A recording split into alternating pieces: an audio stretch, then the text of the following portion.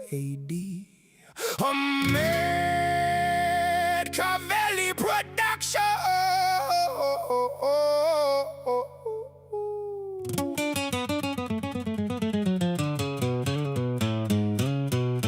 Yo, we kicking off live with the facts on the table. 3 hours deep on the lies they enable. Bills packed with pork, votes bought in the dark. Congress playing games while the people get sparked. Mainstream media metric mangling, rhetoric tangling, packing to the narrative lacquered in lies with the glossy allure. We wheel through the static, surgical with the syllables, sinking the signal, slicing the noise and delivering sharper, richer. Truth no longer obscure. Bullpens up, we locked and loaded. Independent voices truthfully decoded. No corporate spin, no filter deception. Round one starting, real talk in session. The bullpen. The bullpen. Hey, power broker scheming when the spotlight fades. Lobbyists crafting laws in the backroom shades. Corporate media feeding the same tired script. We expose the grift and the lies they permit. Independent media rising against the machine, bringing clarity where the propaganda's been seen. Hold up, pause the feed, let the real one speak. No gatekeepers here, no agenda to tweak. Algorithms trying to bury the dissenting view, but the bullpen squad got the mic and we coming through. No sacred cows, we roast them all the same. Truth over clicks, that's the name of the game.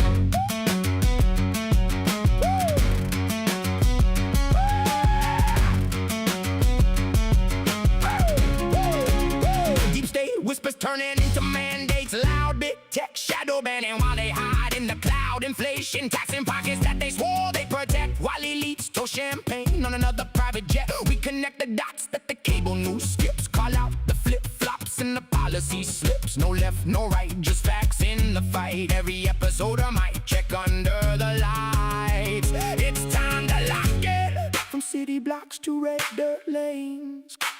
Welcome to the bullpen.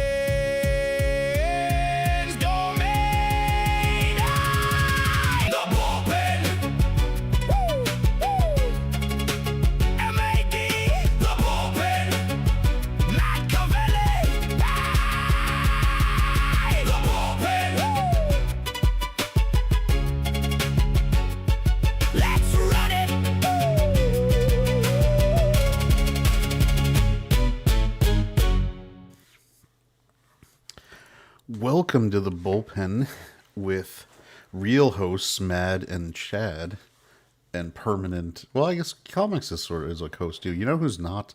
It's Brahma, because Brahma doesn't show up.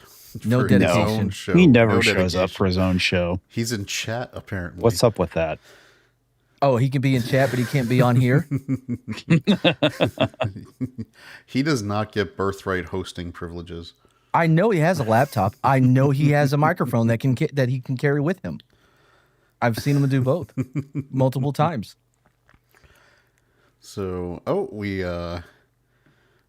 already got a membership chat celebrating 3 months of membership.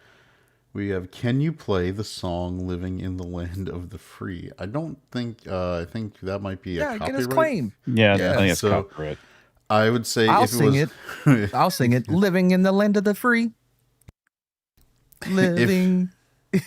Sorry. If this was my channel, which is not monetized, I would play it and I wouldn't care. But Brahma's channel is monetized. Yeah. Living in the land of the free.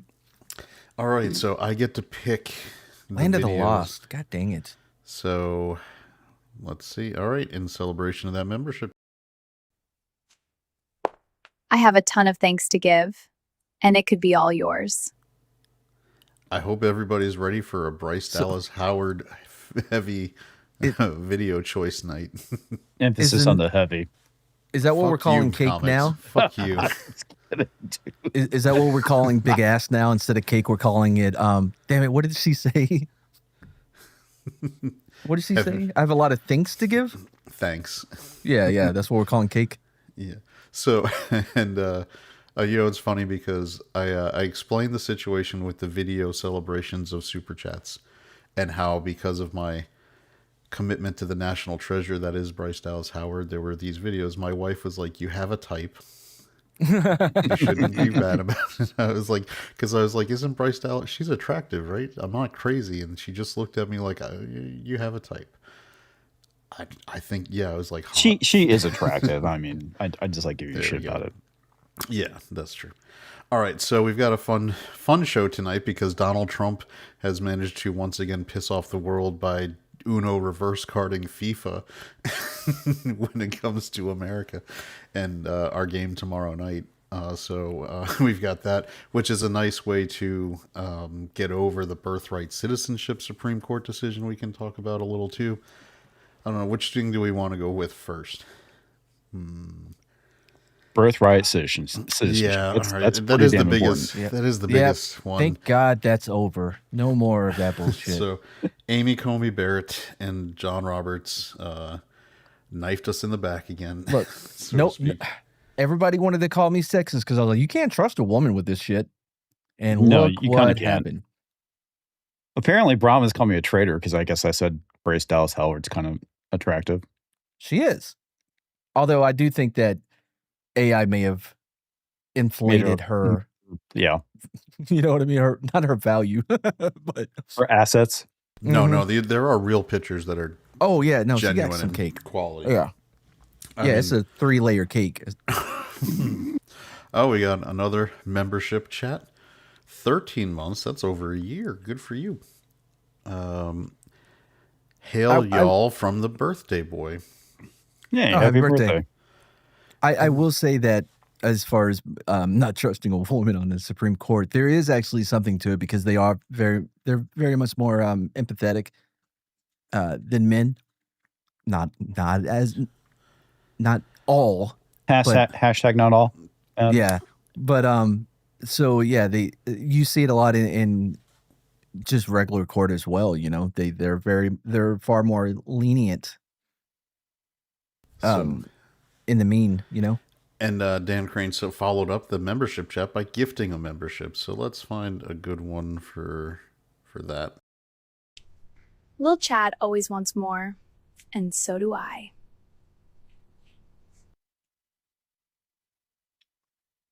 I mean, we're gonna be That's a cycling win. like the same two over and over. No, again. I've done.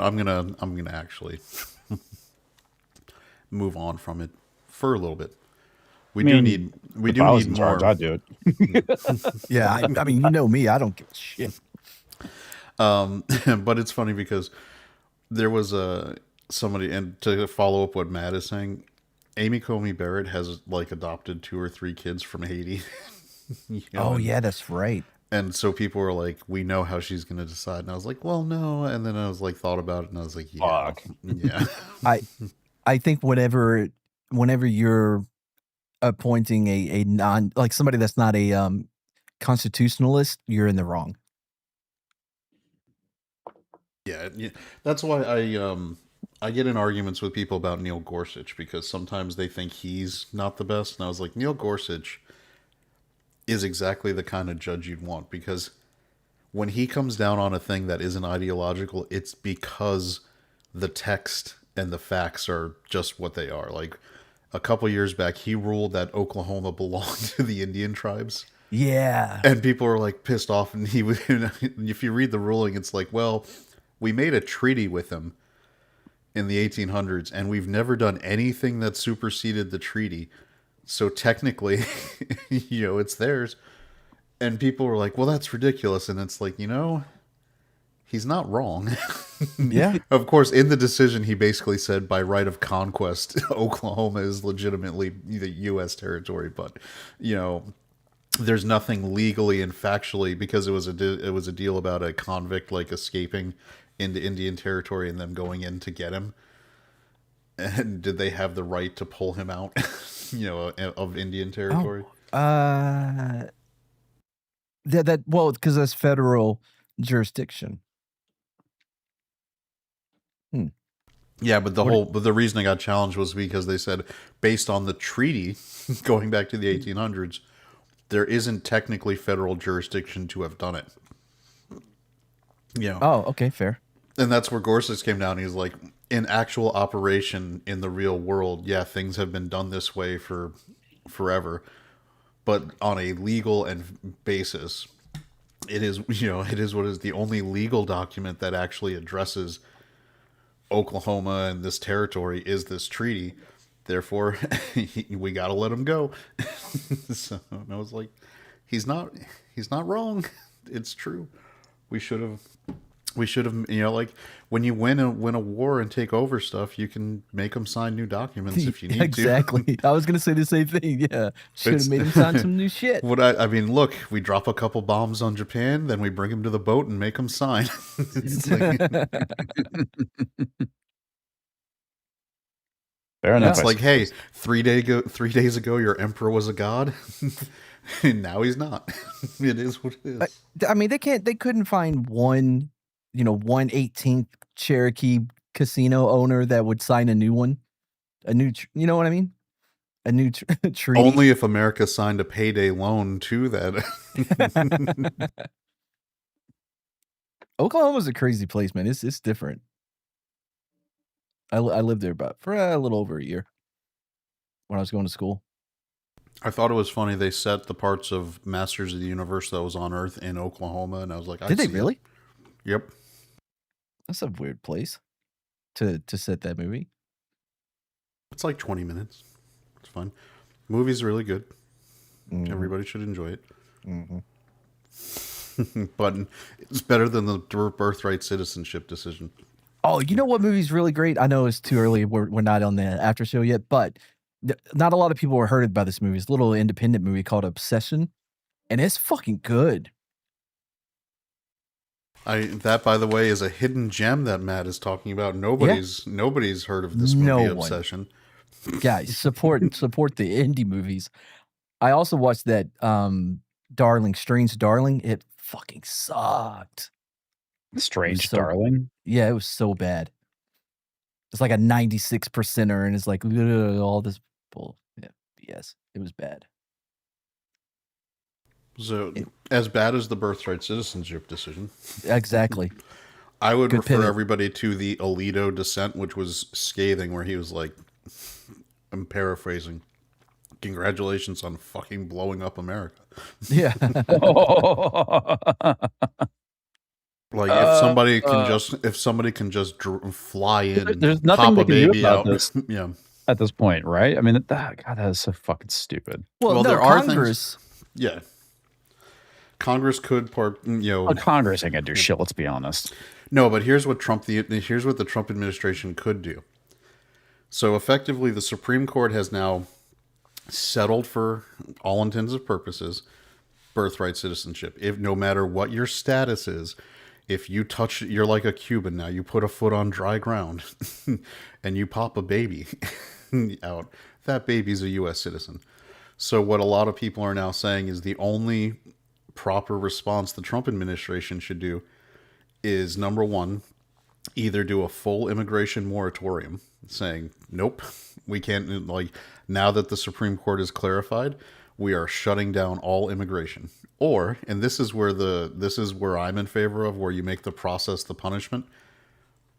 Any woman who comes into the United States has to have a pregnancy test Or man. within the last 10 days to get in. And then their visas, or their tourist visas, like student visas, whatever, are subject to 3-month renewals. Oh, wow. Okay. And if they ever test positive, they are immediately Send it back. deported. Yeah. And that with a works. blanket break, like if you are visibly pregnant or test positive for pregnancy, you just get sent back.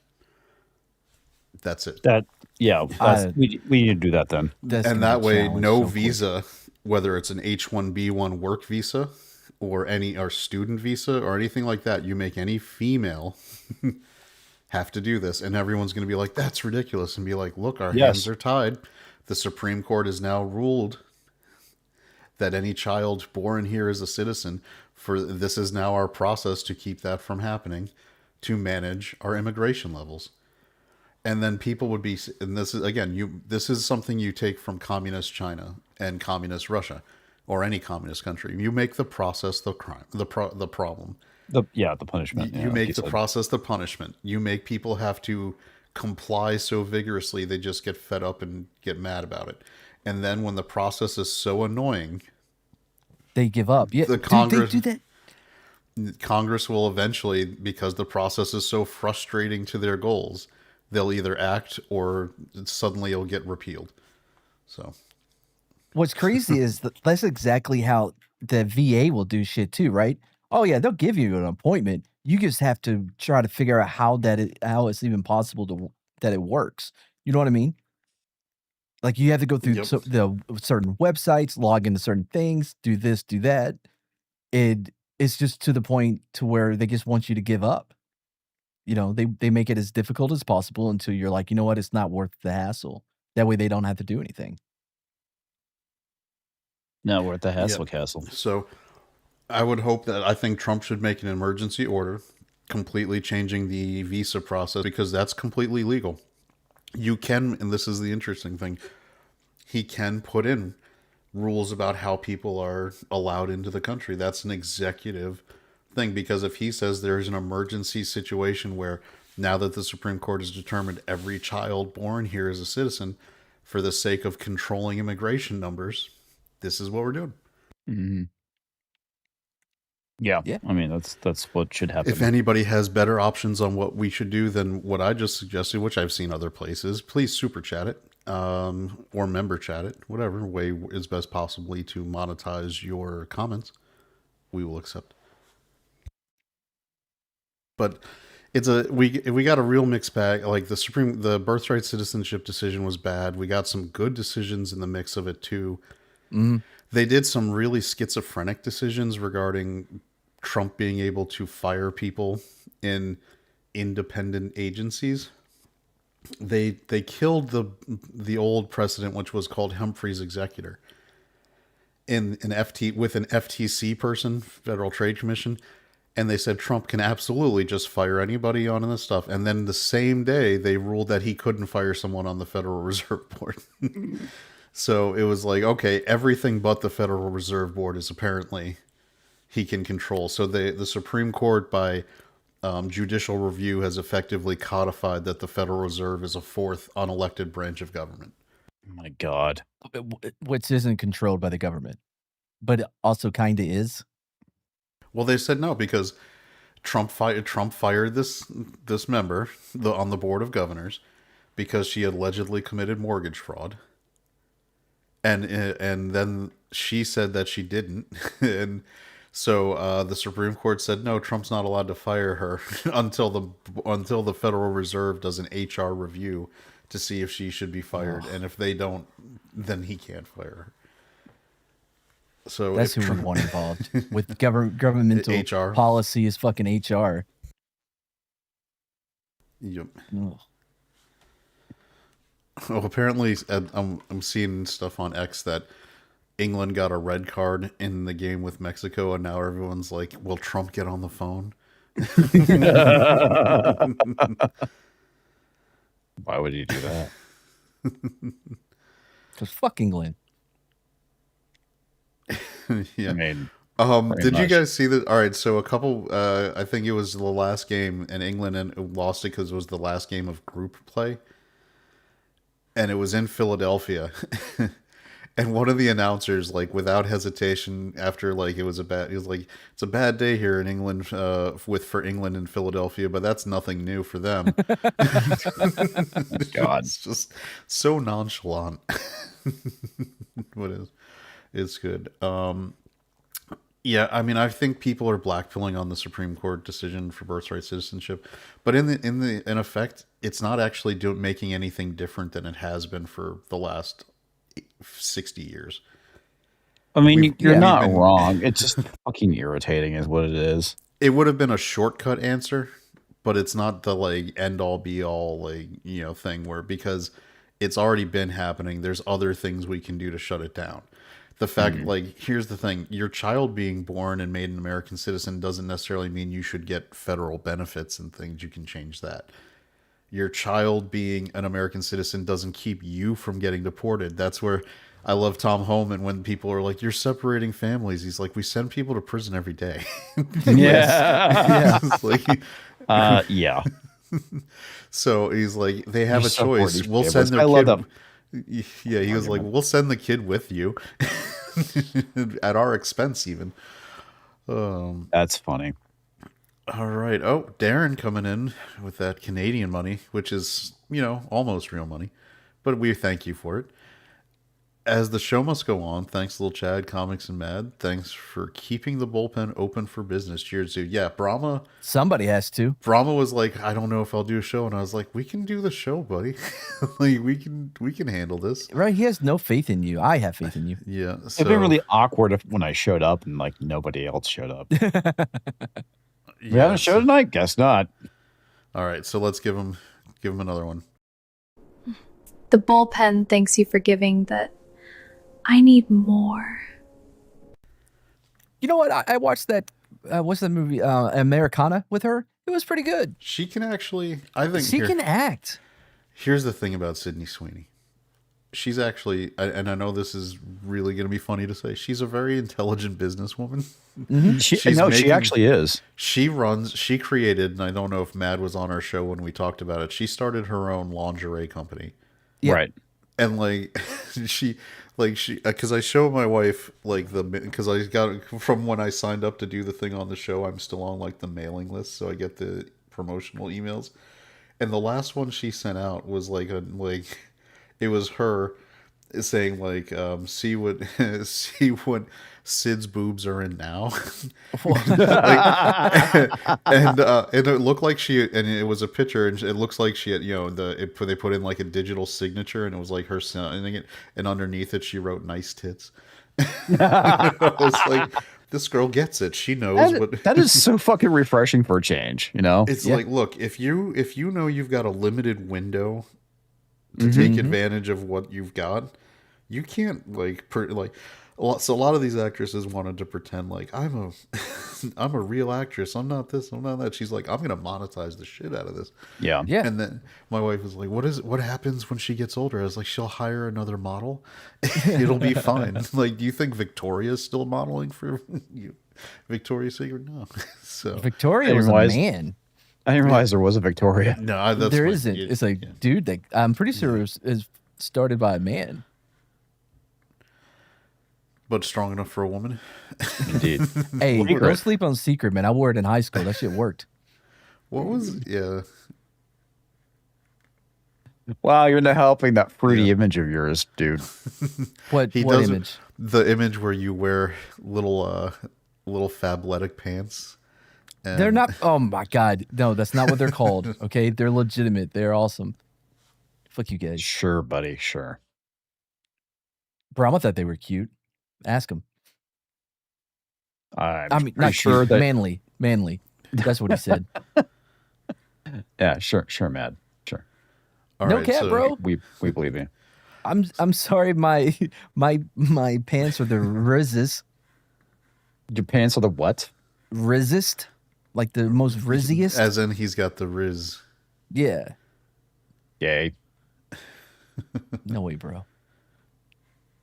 Okay. You can totally make out with chicks in those. So, Chicks with so dicks, maybe. hold on. So now that we've covered the Supreme Court, I do want to get to the most fun thing we've seen today, which is this. You get a red card. Nah, bro, I have the Trump card. I win. What? That's not how it worked. Trump pulled the Uno reverse on the red card. He actually called the FIFA president and said, "This is ridiculous. You need to look at it." And they reversed it. Oh, did they really? I didn't hear Yes, this. he is allowed back. What they did is they used some kind of thing where they put his red card on probation for 11 months, so he'll have to serve a 1-game suspension a year from now, and it's some kind of international play, Wow. which no That's one gives a shit awesome. about when it's not the World Cup. No. No one's gonna even remember who that dude is in a year. And we're set to play Belgium, and the Belgium fans are like apoplectic. They're like, Trump is destroying our sport. And it's amazing. Okay. Because it was, everybody knows it was a bullshit red card. It was bullshit. Like in the regular game, they didn't even call it a foul. They didn't even like stop it where the guy can kick the ball like freely because it's a foul. Some random dude somewhere else, the video assisted replay, called in and told the ref, and then it sent a still image of the cleat coming down into the guy's leg without any of the lead up to it or what they were doing or context. And so he goes cleat into the leg, it's a red card. It's like, all right, I guess. Who were we even playing? I have no idea who we were even playing. We were playing it was our first Bosnia Herzegovina. What is Bosnia. what? Oh, there you go. Bosnia. Where What's we the rest of that part of it? Herzegovina. What is that, like their official name that we never say, or yes, that is their full is that like name their for their surname? Dude, it's been that way since like the 90s, dude. Matt, don't you remember when we were Bosnia Herzegovina has been like since the 90s, man. I believe it was the former Yugoslavia that split up and had a civil war that we intervened with NATO. Yep. I didn't Croatia, know Bosnia, Herzegovina, and I guess is it still, what is it now? What are the countries I don't know. they broke into? I was unaware that some countries have surnames. Well, I mean, okay, it's the former Yugoslavia. Does that work for you, Mad? No, Bosnia works for me. I don't know why we're adding in Chugotaguada or whatever the fuck y'all said. Herzegovina. Yeah, same thing. Because that's the actual name of their country. Yeah, exactly. Somebody needs to fix it. There's a reason why we only call it Bosnia, not all the other. So it was made up of Bosnia, Herzegovina, Croatia, Macedonia, Montenegro, Serbia, and Slovenia. Matt is stunned. He's like, if you say it, it must be so. I don't understand this.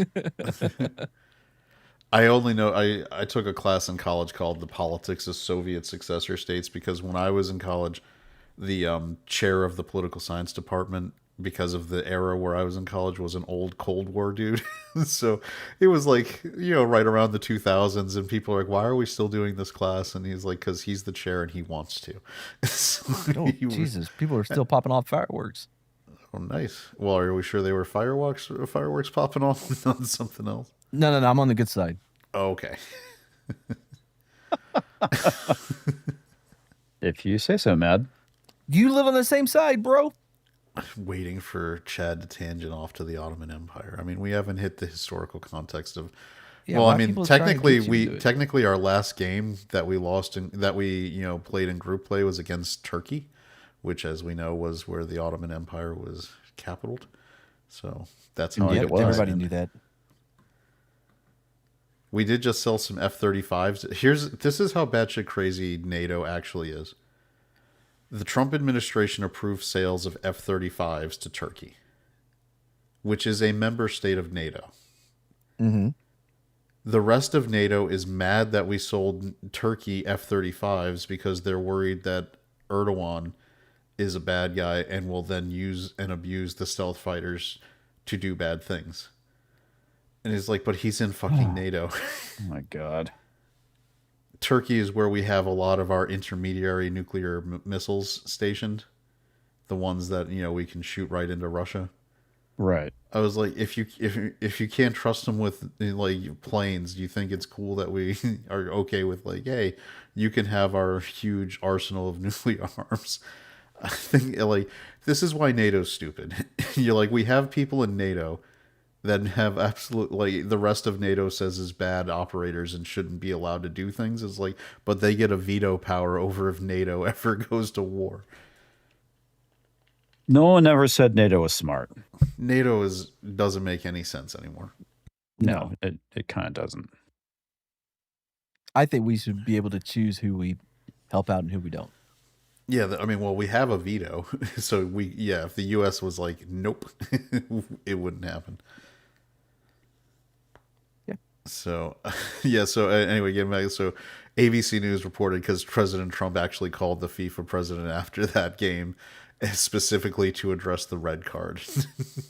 And then celebrated on social media stating, "Thank you to FIFA for doing what was right and reversing a great injustice." A great injustice coming from about soccer, coming from God. the president is insane. I love this. Oh, that timeline. makes me laugh so fucking much. The Royal Belgian Football Association has released a statement. They are saying they are astonished by FIFA's decision to declare suspended United States player Florian Balogun. I don't know how to say his last normal, that traditional Balogun, American whatever, name. eligible to play the USA-Belgium match on Monday, July 6th at 5 p.m. in Seattle. They gave Seattle. It's in. All right. So here's the other thing. It's in Seattle. Seattle is treating this like a Monday night football game. And if you've ever seen what Seattle does for like their stadium, It gives much like Virginia Tech when they come into Enter Sandman. Yeah. They actually trigger Richter scale level readings for how raucous they actually get in the stadium. It'll be that'll. I mean, I'm not a huge soccer guy, but I feel like that would be a really cool atmosphere to genuinely be a part of. Because we legitimate have been playing excellent soccer. And because we're America, we do everything excellent. And if we don't, we find some country that has people that do, and we make them ours. well, we also have now, as I was telling Matt, we have a lot of second generation like athletes on our soccer team. They're like there's a couple kids of like NFL players and other sports, like, and they said instead of NFL, go play soccer. I guess like you don't get to, it takes a lot longer to get that CTE. It also takes a lot longer to get any type of money, but I guess they already have money, especially with NIL and stuff. I am really enjoying, by the way, former Bullpen guest Matthew Marsden, who is originally from England, is live tweeting this England-Mexico game. And even though they're winning 3-2, they just kicked a England player off, red carded him. That means out this game for the rest of it, and supposed to be suspended unless Trump makes a call for the next game. We're not going to make a call for He's them. not going to make a call for England. So if Mexico comes back, England has a huge and proud history of just bombing out in the World Cup when they're supposed to be a favorite. So don't sleep on that. I would never. So I don't know, but tomorrow night, Seattle. So it's 6:00 local time, 9 p.m. Eastern time, that this soccer game is going to kick off. What's that in your time, Matt? Like 8 o'clock. So perfect. It's prime time. The ratings are going to be huge. This is genuine American prime time. Only it's in the summer. So as much as I love baseball doesn't really generate interest till kind of playoff time in terms October. of ratings. Yeah. So I mean, that doesn't mean it doesn't do okay in ratings. It just isn't a powerhouse like football. You put a Monday Night Football game on in like September and it's still pulling like 20 million people. I think this thing is going to be like a 40 to 50 million person watch event right now tomorrow. It's going to be crazy. Is it the only game happening? They only do one game at a time. Oh, okay. Well, that's because we're in the round of 16. So there's 32 teams move on to the knockout round, and we've already won our first match. So there's 16 teams that made it into this round. So it's like the Sweet 16 of the World Cup. No, okay, yeah, I was going to say the same thing. Yeah, so we're playing. So we're playing the game against Belgium at 8 p.m. Portugal versus Spain is at 3 p.m. So it's the only thing. There's 2 games on tomorrow, one in the afternoon, one in the evening. It's gonna. Are they still playing America right now, or are they basically in another country? No, they're all the games. I think technically, the like Mexico and Canada were sort of co-hosting it when we had the what was it, the group play stage, because there were so many more teams. But like the championship game is at MetLife Stadium, but they can't. FIFA doesn't allow naming rights, so they just call it Right. East Rutherford. It's so stupid. But it's gonna be amazing because natural grass, man, you can have it apparently. boy. When it's FIFA wants it, grass gets Right. put down. Jerry That should is figure one- that shit out. Look, I'm a Jerry fan. I think he gets a lot of undue or unearned hate, but this whole him refusing to do natural grass is I think the biggest issue I have with him, because I'm pretty sure they've proven it by this point that the artificial grass and turf or whatever is causing a lot of these injuries to the ACLs and whatever else. But Either that or the electromagnetic Care to unpack that one? waves from San Francisco. what about the injuries? Yeah. Yeah, so I'm- it's the way that they plant their feet or whatever with the artificial turf. It kind of how would you describe it? It is like it like stops their foot when it wouldn't.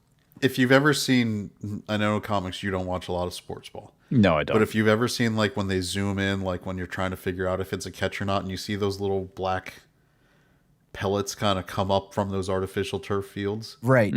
the way they build them now is like the next turf, instead of being like the old days where it was just like a green mat on top of concrete, Yeah. they don't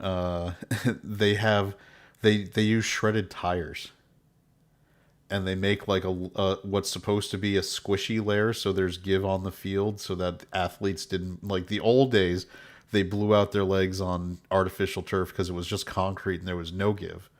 Oh yeah. Yeah, this was supposed to be better, but what like Matt is saying, because it's not like real grass where there's a natural like give of the dirt and movement. This stuff like catches feet, and it does things where it like we've had more Achilles injuries. Like Achilles blowouts, remember, were so rare. When it happened to Dan Marino in the early 90s, people were like, what the hell even is that injury? We've never seen it in football. It's happening like all the time. Because they plant, and it's such an awkward thing. It just ruptures the tendons. So That's crazy. yeah. Was completely unaware of that. Now, on this quote, this is from Deadman. Like, it would be hilarious if the U.S. wins the World Cup. You know why? Because we'd be excited about it for a week, Yeah. and then we would just completely move on and not give a shit because we have air conditioning. Yeah, we do. It's awesome. Like, think about it this way: we were super excited about hockey when we won the gold in the Olympics. Then hockey season started back up, and no one gives a shit if they weren't already a hockey fan. I didn't even know that we won hockey in the Olympics. We did, and it was awesome. Cool. But that's what and I think that's what I love when America wins random ass sports. Right? because That we don't when, give a like, shit about. When 2% of our population cares about something, we can still outplay the rest of the world. When we win curling, I'm like, there's like Minnesota and Wisconsin are the only states where that matters, and these Polish sausage eating motherfuckers go to the Olympics and win medals. And it's amazing. It's when I see our curling team, I'm just thinking of the guys from Saturday Night Live going to Bears, sweeping down. Yeah, I mean, we will root for sports and we have no idea what the rules are. Like curling, like what are we doing with the brooms? What is this? I don't know, but we're winning because we're America. Well, it's a sweeping contest. That's why women do curling. Oh, I didn't even know they you, did it. You know, it's funny because I feel like the Muslim countries could win better. At least Mad got it. Thank you. Yeah, I did get that one. Sorry. And plus, they'd stay warm in the burqas or niqabs, depending on the country. What is the most random sport? Like the only sports where we somehow don't win medals is like fancy horse dancing. And which, by the way, is a real thing. I've sent videos to Matt. He didn't believe me. What about the horse dancing? The fancy horse dancing to music is an Olympic medaled yeah. event. Yeah. Comics, have you ever dressage? It's like where they make horses like high step. Yeah, I mean, I know what you're talking about. Yes, They give Olympic medals for that. I had no idea that they did that. That That's is a crazy. medal for rich ass waspy people. Well, we Yeah, it were really talking about is. the 1904 Olympics before we started. It's my favorite Olympic event. That's when they had tug of war, they had climb a tree, they had a rock throwing contest. Like a lot of weird sports got it let in during the 1904 Olympics. I think that's when breakdancing got in. Are we now talking about ray gun? Oh yeah. Isn't that what Taylor Sheridan does? I wouldn't be surprised because I think he's kind of closeted. Anyway, I'm not the biggest Taylor Sheridan fan. Apparently not. Good lord. I think no, I think he's You think he's gay? no, I think he's gay. Oh, well, you think he's a closeted breakdance? No, dancer? closet. I think he's a closeted liberal. I think he dresses up in conservative, like, he knows enough to know that he can throw like some lines into one of his characters' mouths that'll hit like conservative soundbite ecosystem, and people will watch his shows, but they're not really. They really I aren't. don't know, man. don't I like- think that because we do know someone that has a personal connection to him, and that's never been the vibe that they've had, as far as I'm aware. I know, and I know that that's what he has said very sternly. I mean, I just respectfully disagree based on what's been put in. He did Lioness, right? And I enjoyed the show. I a little bit. didn't watch it. But think about that, Matt. What was that show about? I didn't watch it. It was about some chick. And what was she doing? Stuff she shouldn't have been doing. CIA operator shit. Like, Well, all right. it So was it was Zoe Saldana like outmanning like SEALs and all okay, these that guys. I have a problem with. But however, it I think that we're at the point, and we've been here for a while, that whenever you do depict, let's say the CIA, if you want it to be realistic, you're gonna have to have a lot of chicks in it, because the CIA made it a fucking point to bringing the craziest neurodivergent.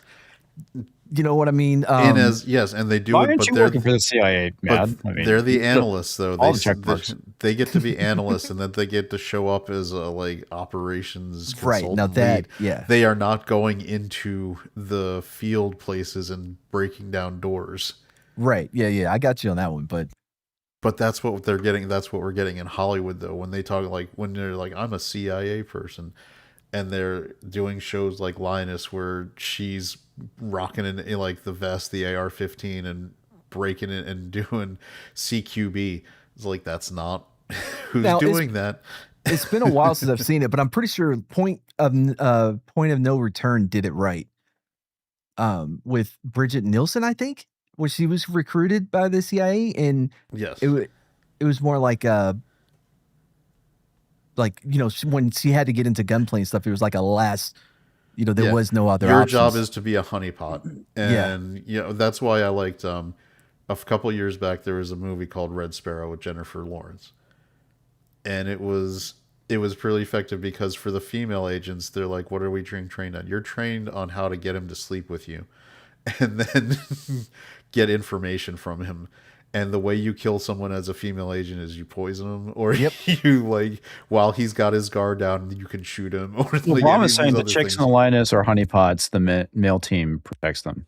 I don't know. I In saw the trailer, Zoe Saldana doing a lot running of from a CQB giant stuff. explosion with AR-15s and full tack gear. Well, I mean, come on, let's be honest. The gun's the great equalizer. It is, yeah, So, but when you use it properly from distance, what you don't do if you're a 90-pound waifish woman is close to within 3 feet of No, I a mean, of a that's burly man with your pistol, and then try to do something which they constantly do because they think it's John Wick and they're gonna gun kata over here. And no, if you're like, when you train, and I'm sure comics as a firearm owner, you probably have done this too. You should be trying, and this is when I go to the range, when I'm talking about like shooting close, I'm setting my target at 15 feet.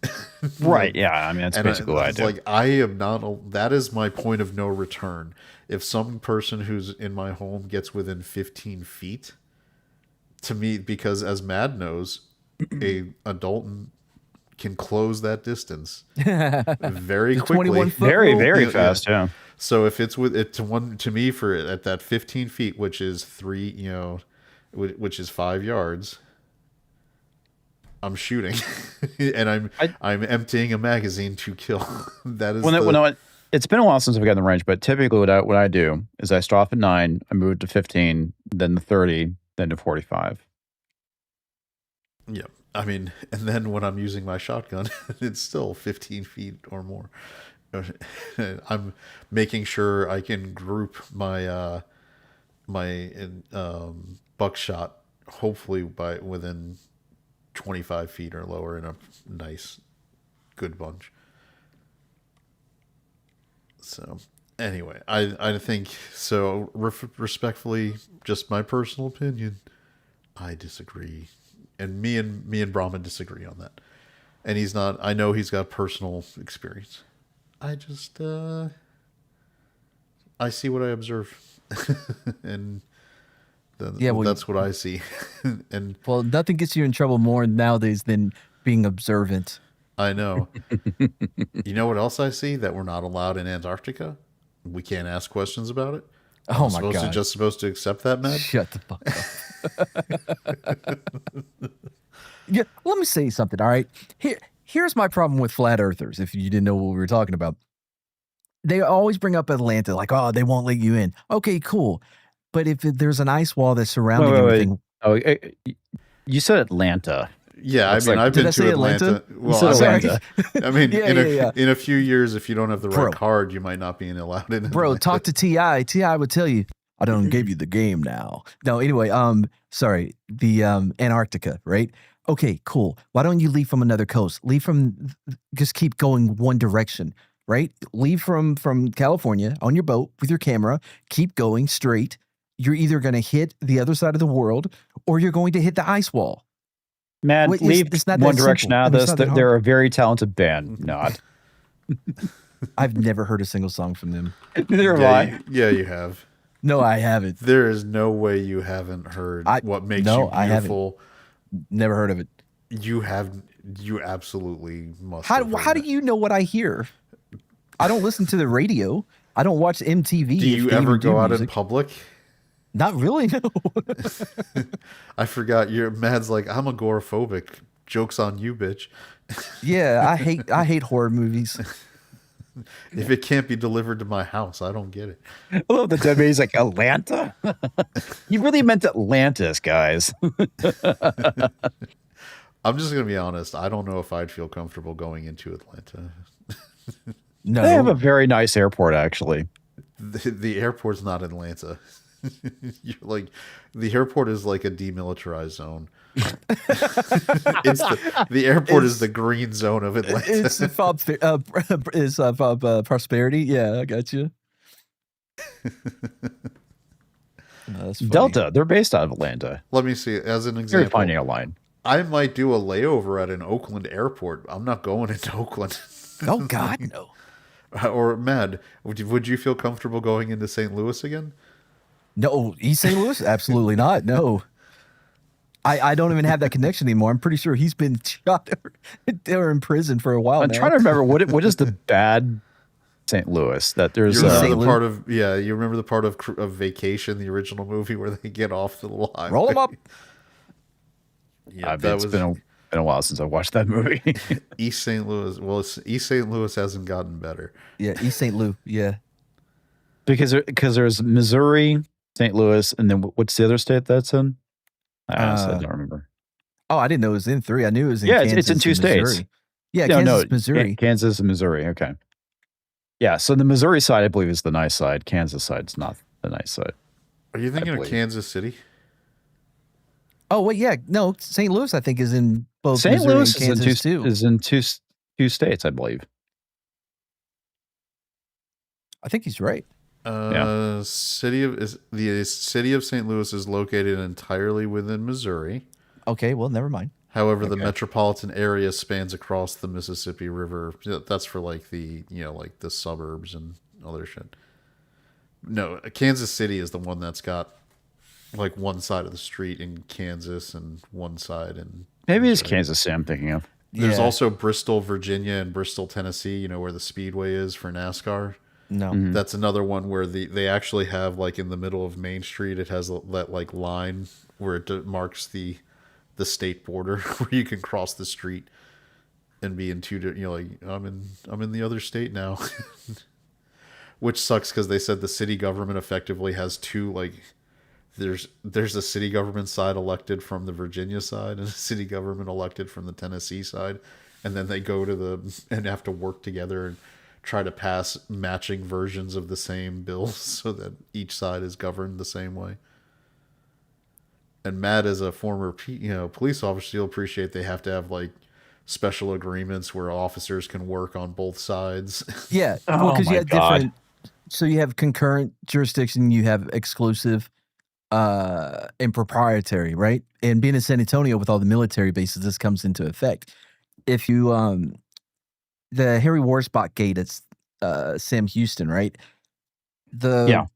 federal government, it goes out beyond the gate, beyond the checkpoint, right? But then it becomes concurrent. And so shit will happen out there. And concurrence where like it's both federal and state, like, and everybody would go out there and try to figure out who has to take this case because some of it's in the road, some of it's in the ditch. You're like, no, but the legs are over here. Trying to figure out who's going to have to do the paperwork for whatever happens. But that's actually the difference between, so Sam Houston is exclusive federal jurisdiction, right? So if you get to that gate, you're already in exclusive federal jurisdiction, so there's no calling SAPD. But if at like Lackland, I think they have proprietary, maybe concurrent. So if you get in trouble at the gate as a civilian, then they can call SAPD or Bexar County or whoever. I had no idea that was even a thing. Yep. See, this is where people forget that local government tends to be the thing that can impact you the most. And the amount of shit that has to go into local government when you're dealing with federal or by state issues can be frustrating.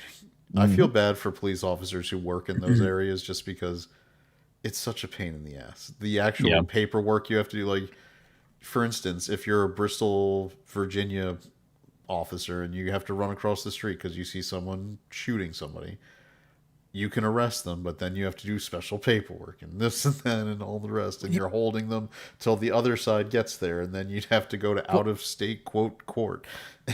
Yeah, so Oh my it's God, that's easier. crazy. It's easier when we're just talking about cities. Like Alamo Heights is in the middle of San Antonio, and it's like 5 miles, like not even 5 miles, like 3 miles of area, right? And so if something happens there, and it basically it's gonna be whoever's case it is wherever the offense happened. So if it happens in Alamo Heights and they go into San Antonio in pursuit, it's still theirs. They'll just let San Antonio know, and San Antonio will come and help and grab them. Or if San Antonio grabs them first, they'll just hold them until Alamo Heights gets there to take custody. And then you get the issue, like if you're right at the borderline and you start, Right. You're like where was more of him over Exactly, when he yeah. committed the crime, or you rock paper scissors for it. That happens a lot, yeah. It's like, Or is he on paper? Does he have a warrant with somebody? Can we just give him to them, you know? yeah, like, can we just trade this? We don't want it. You start doing like, it's like baseball cards. I'll give you this case if you give me that one. Yeah. I'll give Like I'll in give the you league. two I'll give you two jaywalkings for one possession with intent to distribute. In the FX show, the league that was about fantasy football, two of them are, one's a prosecutor, the other one's a defense attorney, and they're coming to a plea agreement based on like, okay, I'll give you my first round, but he gets no more than 6 months. Yep. I just made a trade, by the way. Matt will appreciate this in my fantasy football league. I traded Bijan Robinson, Really? but I got Travis Etienne, Judkins, Tyler Warren, and Byron Young. Wow, that's a lot of Byron Young. That's a waste. But the rest of them, though, I don't Well, know, man. we start independent defense, and he slots into defensive line for me because he Okay, qualifies. all right. So as DL, he puts up high stats for that. But the real thing is, I got Etienne and Judkins, who I think Judkins and Etienne will put on. Like, I love Etienne in New Orleans. I think that's going to be a great fit. I didn't even know he was in New Orleans. He went in free agency. He said, Oh, "Peace nice. out, Jacksonville. I'm going to go to a place that's going to use my, me." my initial reaction was thinking he was still with Jacksonville. Nope, he signed. He's going to be their premier back, and they still have Kamara, but he's 47 years done. old. He's done.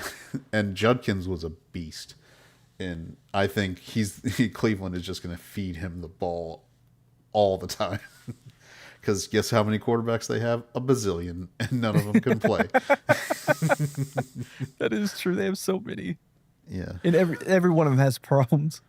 Yeah, it's getting to be fantasy football draft time of the year, and because everybody will be planning to do those in August. So I'm doing my preparation moves for that. Yep. You playing this year comics? No. All right. If we did a fantasy football league for everyone's who's in the Ascendant Art channel as a guest, who's on comics shows as guest, or is on your show as guest, Matt, it would be me and you. Yep. Yeah. That would be the entire fantasy football roster. All right, so Tina's saying it happens a lot in the outskirts of Chicago. Accidents happen when driving north. It's the Chicago Police Department. If south, it's the suburbs police department. Yeah. If you're trying to get the F out of Chicago, they're like, it's the suburbs. All right. So getting back to some political stuff, is America's 250. I was very proud of my son because last night as we're watching the fireworks, I'm like, he goes, what would this be? What would you call this anniversary? And I'm like, well, 200 is bicentennial, 300 is tricentennial. So I'm like, what would 250 be? And then is there not already a term? My son says, wouldn't it be semi-quintencentennial? And I was like, fuck, that sounds right. Did you look it up? I did. He was right. Shut up. What was it? The official naming for it is the semi-quincentennial, meaning half of 500. How old is he? He is 11. Good for him. Holy shit. Homeschooled. You got a little Chad Jr. on your hands. I bet he's as monotone as you too. No, he's got more emotion. Same pitch. But he does correct his mother a lot, and we need to work on that. Because not everything... What, on her being wrong? That too. But you know me, and I have a tendency not to let anything go. Me too, though, yeah. And it's not always great for healthy marriage. Nope. Or a healthy mother-son relationship when he's getting older and can correct everything. Well, you have a smart kid. Yeah, it's important. Why are you so dumb? It's important to teach them to recognize when it's just better to let things go. Well, I got to sit him down and be like, son, you got to know when to hold him. You got to know when to fold him. Know when to walk away. Know when to run. Know when to walk away. Know when to run. I know right now you may not be interested, but if you ever want to have a relationship with a woman, you're going to have to let them be right. Yes. Yeah, I'm trying to get him. It's also like... If you're one getting nookie. It's the age where it's like, all right. Let them win. I was like, you're 11. You're going to be 12 soon. I've bought you deodorant. You need to start wearing it. But why? Because it's Virginia. It gets very hot. And you go out and you play with your friends all day during the summer. And he's like, so you stink. Yeah, you reek, kid. You reek. You need to wear deodorant. He's like, but why? He's like, we're going to be sending you the middle school level co-op, because we got hot, from an instructional standpoint. When your homeschool kid gets to around the middle school levels, you want to start getting some more specialization to help them with higher level subjects, because they're usually testing higher anyway. So you want to help them with that. So we're doing a formal co-op that's almost like a school setting. I was like, there's gonna be girls there. And they do the dances and the other things. You're gonna want to one of these days, son, you'll be attracted to women. That's the other thing. My wife has told me you have to give him the talk. What, at 11? 11 Dude, to 12. seriously, yeah. Oh, okay. She's like, he's going into middle school. I don't want him to be embarrassed.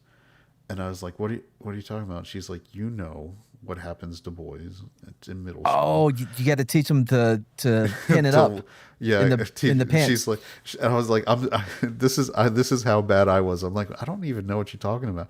My wife goes, you know, to walk with your books in front of you. You know, because you got a raging fucking hard on all the time. I looked at her and I was like, do girls really know that's what we were doing? Like, she's like, well, we did later. I was like, but you did. And I was like, this is really important. I need to know. You didn't know in middle school though, right? She's like, no, I don't think we knew in middle school. It's like, okay, I'm not retroactively super embarrassed from middle school now. Because man, is that an awkward time for a male if you like, it's like, this thing is a problem. Oh yeah, it's crazy living with something that if you take it out at a party, you get shamed every day. You know what I mean? Yeah. Well, I mean, you don't whip out your micro penis, dude. I mean, come on. Well, you can get away with that. Nobody can see Tina's right. Look, culture's not on the show. We don't need to worry about these issues.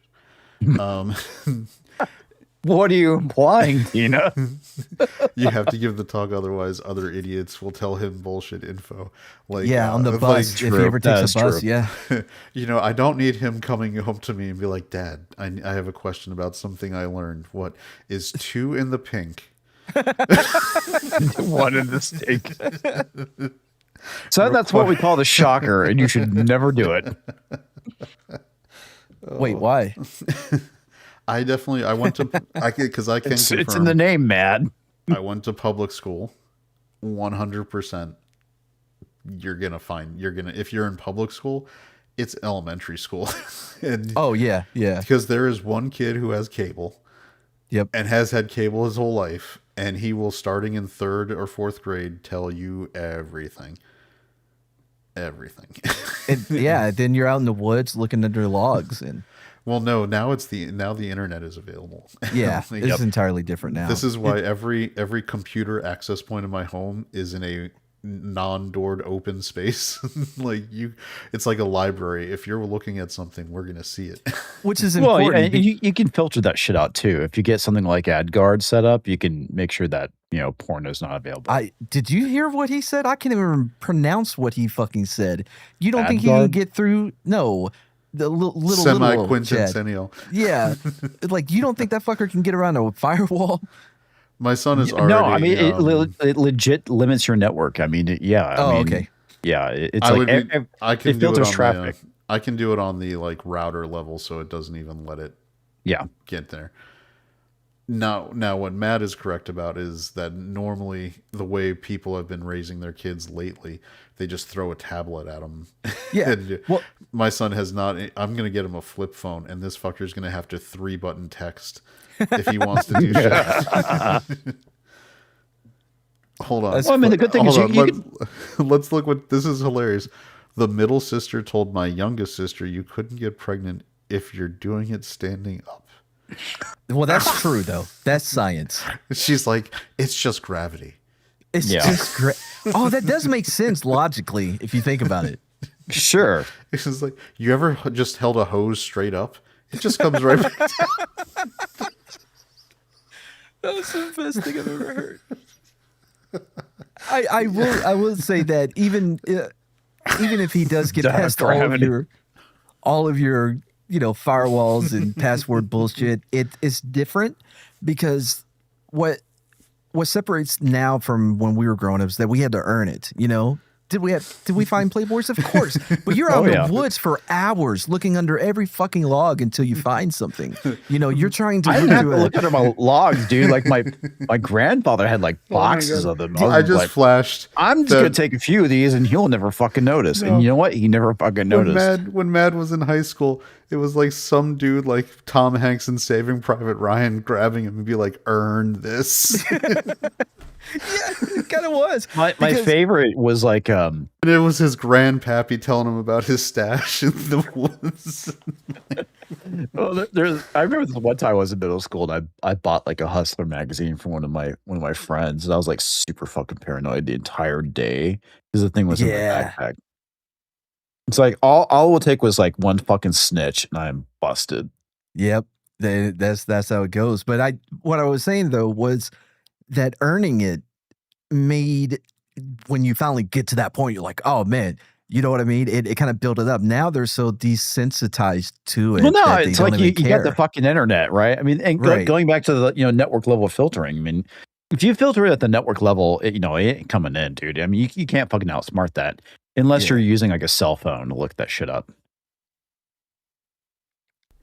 I mean, this is why I don't like any of the digital ID for the children arguments, because like I actually responded. It was Matthew Marsden tweet X post months ago, and not months, weeks ago, where he was complaining about it. And I was like, look, there are so many tools available as a parent to block those things very effectively on the router level, on the individual PC level, or whatever version you want to get.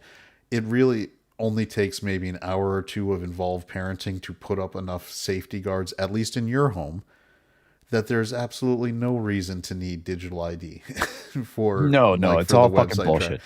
Well, All the it other thing is too is it's that a Trojan horse for the government to restrict speech. Yeah, 100%. And the other thing too is that probably some of the best parental controls are on the iPhone, so you don't have to go with the flip phone. You could just give your kid the fucking iPhone and lock that shit down. And Soul Assassin says, I read it for the articles. No, dude, I was in for the nudes, man. No articles in the fucking Well, they Hustle did have News. good articles though. No, they didn't. I have no idea. I've never read a single I one. mean, they probably did have articles, but I wasn't looking at the fucking articles, man. I'm not fucking gay. I'm not mad. Hey, man. Man, oh, man. Now everybody knows. Damn it. Yeah. That you didn't read the articles. Yeah, they didn't know Nailed it. format. But yeah, I mean, the digital ID shit is bullshit. Like you said, it's a big fucking Trojan horse to limit free speech. I mean, just take a look what's happening in the UK right now. By the way, I'm not to derail this, but Girls of the SEC around the 2000s, best ones you could get. Wait, what? What was that? Girls of the SEC for Playboy in the early 2000s was Arizona State, number man. one, God, number one seed. Man, that is where you want to go if you're looking at college. Is Arizona State? That place is notorious for being, you know what I mean? Like, it's a party school. It is what it is. Your boy Skibido, what's his name? Cam Scattaboo. Yeah, that's where he went. Didn't he come from Arizona State? Yes, he had transferred there.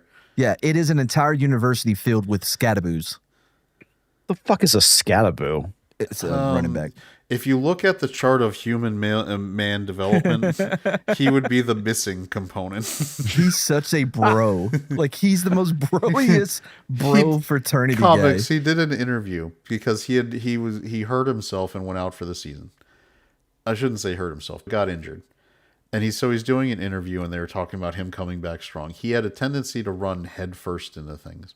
So they were asking him about CTE from head injuries. And he goes, CTE is just a bullshit excuse for people.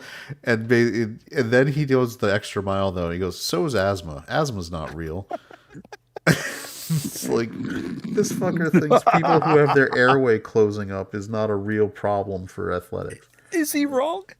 Like, Scattaboo watched Sidekicks with Chuck Norris and thought the lesson from Sidekicks was, if you just believe in yourself and fictional Chuck Norris as your imaginary best friend, you can conquer asthma and beat the bad guys. That is one of two lessons to take from that movie. That's the first, and the second is how to climb a rope. Tina is really offering a lot of wisdom tonight. I think sex ed isn't needed as much. The best, and I'm going to say that, again, Tina's words, the best is when two kids don't know what's going on. I don't know if that's the best for the woman, because I'd like to at least think a man should have enough education to know which slot it goes into. No, what the fuck? Have you seen the sex ed scene in Singles? Oh my god, that was so fucking funny. And he ejaculates spam. Ew.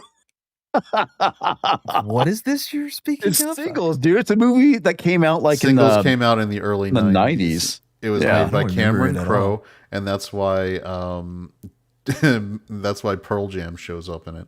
Yeah. It's It's I a think- fucking funny movie. I'm pretty sure I have it. Let me check on the secret server. With like 80 people. It's a good movie. It's there's a bunch of people in it. Yeah. It was Singles is what got Cameron Crowe the director job for Jerry Maguire. Oh, okay. So, and that's when he got a budget in Tom Cruise, and he made a movie that everybody loves. Whoa. You know, you heard how he said it, right, comics? A movie that everyone loves. Jerry Maguire. Yeah. Who doesn't Not love him. Jerry Maguire. I don't think Chad does. I like it, actually. I do enjoy it. You like it? Okay. Yeah, It's good. It's a good one. I do, because I think it's actually pretty effective at really portraying what agents are actually like. Not the Jerry Maguire agent, but everybody else he worked Yeah. with. Because that's who you're dealing with. I don't have Singles. I'll have to add that one. Dude, Singles is great. Yeah. I remember whatever movies. Oh yeah, that's right. Almost Famous. Vanilla Sky. He also did Fast Time. He wrote Fast Times at Ridgemont High. Oh yeah. that's Which, by the right. way, that was so mad. I don't know if you know this. Fast Times at Ridgemont High, the movie, was based on Cameron Crowe going undercover in a high school. I did. Oh, wait. So- Because the movie Almost Famous is biographical. He started Right. writing for Rolling Stone when he was like 19. And he became a rock journalist. And then because he looked so young, they put him into a high school to do a story about real American high school life. he did a Never Been Kissed. He really like that. So that story about the girl getting pregnant and getting stood up to go to her abortion, all that was all real stories from people, from kids in that high school. He wrote, it's an actual out of print book called Fast Times at Ridgemont High that was immediately optioned to be made into a movie before it had even been printed. He hasn't done anything in a while. Well, he The did, last movie The he's done Honolulu anything one? was yeah, like 2016 Roadies. I think Mad's right. I think he did that one where he cast Emma Stone as an Asian woman. Yeah, Aloha. Yeah, I And remember that. and Hollywood got has been mad at him pissed. ever since. Yeah. So Yeah, Aloha. it did that casting did not do him any favors. Yeah, I remember that being a big fucking controversy. It was. I don't know why. Well, because that's when the wokeness shit was really Oh. fucking kicking off, man. 2015. I think. Oh yeah. That's it. But not enough. Like not a lot of people knew. You know what I Right, mean? Or well, at least- okay, it wasn't wokeness. It was the social justice warriors. That was like the Yeah. big fucking year was 2015. Yeah, I that's- remember like Emma Stone came out and like apologized for being in the movie. Yeah, Like I she know was him trying 'cause to of win an Howley. Oscar from it. And that's the thing, like her character was supposed to be like 1/4 Asian. Like it was Yeah. She wasn't They supposed to be even- full Asian. She was like, they even talk about it in the movie. And they still like giving a real explanation on why she would look super white. yeah. And that's a real thing, by the way. People can have ancestry several steps back. No and way, look bro. Very different. Well, because like, all right, so there was a guy I used to work with, and I thought he was Hispanic. He was actually half Japanese. I get He that. did. I worked with a guy. We called him the Hispanic Mr. Miyagi, but he was Hispanic. But he looked just like Mr. Miyagi. Well, it's like Garrett. I mean, he's a quarter black. He looks Hispanic. Yeah, you'd never know. Did you just He looks like Seattle. It looks like Seattle. What does You that know what I mean? mean? He gets with the hair and everything. He just looks Seattle. Okay, whatever. Like Lil Chad is New Jersey. If you want to know what Lil Chad looks like, just picture New Jersey as a human. I don't know what the fuck you're talking about, dude. I do not look like Tony Soprano. No, you look more stereotypical than he did. That's Yeah. Do you want to wait? How can you look like Seattle? You know, you get it. No, I don't. Yes, people get it. Are you saying he's a little I've been to crunchy? Seattle. Is he crunchy? When I see him, I see Portland. I see Seattle. I see, wet. Like it's always raining. It's Hold on, you wait, got wait, long wait. hair. You listen to Nirvana when you were Can like. we avoid describing any person with the word wet? What, you don't like it when saying that Garrett's wet looks wet? Wow. Hey, look, maybe Is if he that the male version of moist or something? yeah, okay. Maybe if he talked to me more than once a year, I'd have nicer things to say. That's right. Starting beef with Quarterplaque. It's official. Bum, bum, bum. No, okay, I'll let him know then. By the way, do you want to know? Mad's beefing with you, Garrett. Who? No, motherfucker. We have when I say slept together, we're in the same room. Well, you get Garrett drunk enough, man. Maybe. I don't know. Yeah, it works every time. Look, Mad is like, my goal is to get you drunk enough to be mad curious.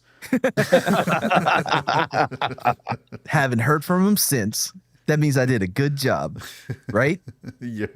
Here, by the way, Mexico just lost in England. Yay, good for them. This is the current Arizona senator, Mark, deciding that it's a good idea as a sitting United fucking States senator to be wearing the Mexico jersey, cheering the Mexico team on. Is he Mexican? No, he's down there in the front, super white. Yeah, but I mean, I don't know if you've ever seen people from like Mexico City. They can be very Yeah, it could be very white. Are you talking about guys who go like, I'm from Barcelona? Barcelona? Because I have the lispy version. Yeah, of I don't know who this guy pronunciation. is at all. Mark Giffords, senator, Arizona, former astronaut. Oh, his Gifford, wife, that stereotypical his wife was Hispanic Gabby name. Giffords, who was unfortunately violently accosted with a firearm while she was a congresswoman. Never good. He promotes himself as an astronaut when he wasn't. His twin brother went to space and he got to stay home so they could do those studies on like the effects of space. Well, I mean, by osmosis, if you think about it, he had the same experience because I think twins, they can feel each other when you're in zero gravity, right? I don't know if that's quite how it's supposed to work, but it sounds directionally accurate. Twins are weird anyways, man.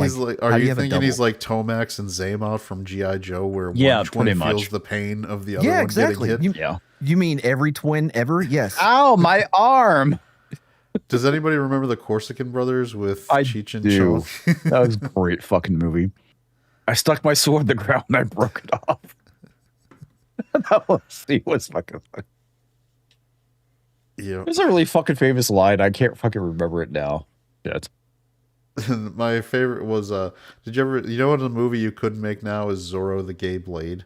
Yeah, there's a lot of movies you can't make now. But one of the best lines, because he's supposed to be he's twins, right? There's George Hamilton was playing Don Diego de la Vega, which clearly accurate casting. And he had a twin brother, and his twin brother was raised in England, very gay. Like in England. Oh yeah. Zorro the Gay Blade. You can never tell if they're just from Europe or gay. And as Zorro, he had just saved some people, and he's like, remember, just because you're poor, there's no excuse for dressing poorly. That's a good quote. Manners maketh man, By the way, man, I want another good Kingsman movie. Yeah, I didn't care for that last one. Because the James Bond shit has been offline for a decade because the last one was so depressingly stupid. Yep. Bro, I want another. What was the American James Bond one I made everybody watch? With John Stamos and We've hit the point where John Vanity. Stamos can be the granddad of whoever is going to be in it. Never Too Young. Wait, Never Too Young to Die. Is that it? Yes. With Gene Simmons as the As flamboyant the transvestite villain. Comics. Have you seen this movie, Never Too Young to Die, with John Stamos? I have Bro, not.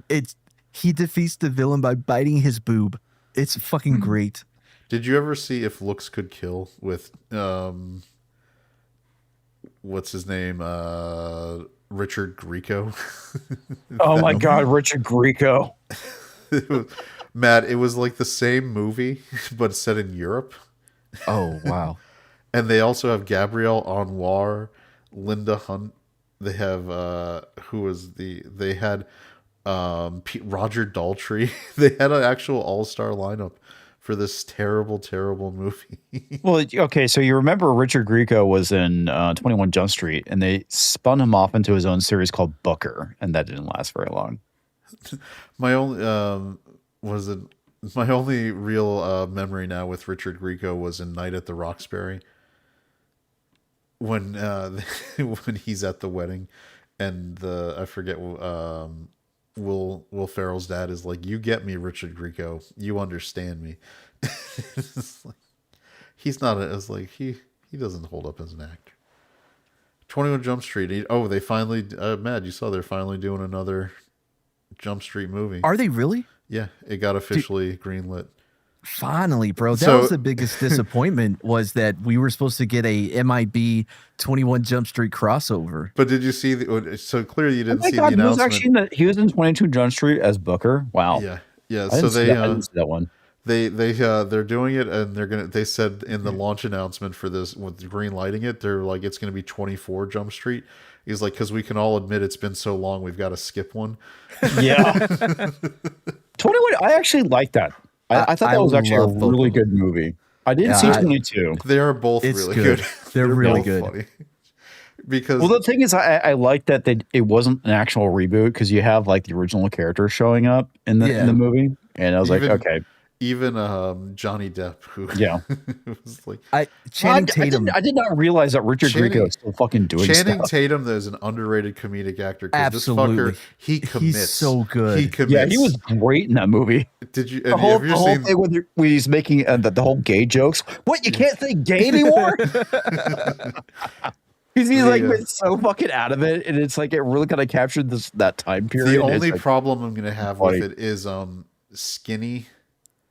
What's Jonah Hill is Jonah weird. Hill looks weird, and I hope that if they have him as that, I hope they just make fun of it the whole movie.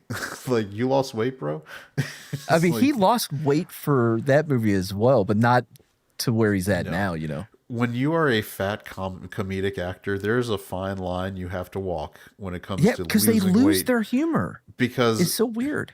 When you're as someone who's been comfortable, quote, his whole life, you have to understand, you have to try to be funny and good natured and jolly, because people don't like being around fat people. And so if you lose the weight and you try to still be the same way, it comes off as rude and angry. What used to be funny, because when you're saying it when you're fat, it's like, oh, he's the fat guy, he's being funny. When you're saying it when you're like off-puttingly skinny, it's like, you're just kind of a dick. You got to walk that line. You know who always, John Candy, he unfortunately knew he had to stay fat to stay comedic, and it cost him his life because his heart couldn't handle it. But that man never, and this is funny because if you look back, you can see there was times where his weight would come down a little and then go back, but he stayed the fat one. You know who isn't doing it? Rebel Wilson. She went too skinny, and now she's unlikable. She was funny for about 5 minutes, though.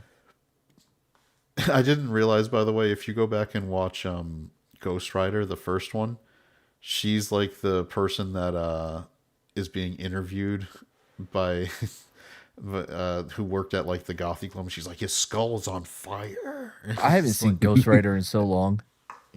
Oh, you know what I watched last night that was really good? No Escape with Ray Lovato. No, not Love. Ray.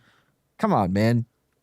Famous actor, strong blue eyes, was in everything. Ray Liotta. Ray Liotta. Ray Liotta. Have you seen No Escape from the 90s? Oh my god, it's so fucking good, bro. I don't want it to be rebooted now because they would fuck it up, but in a few years when they course correct, it would be such a great series.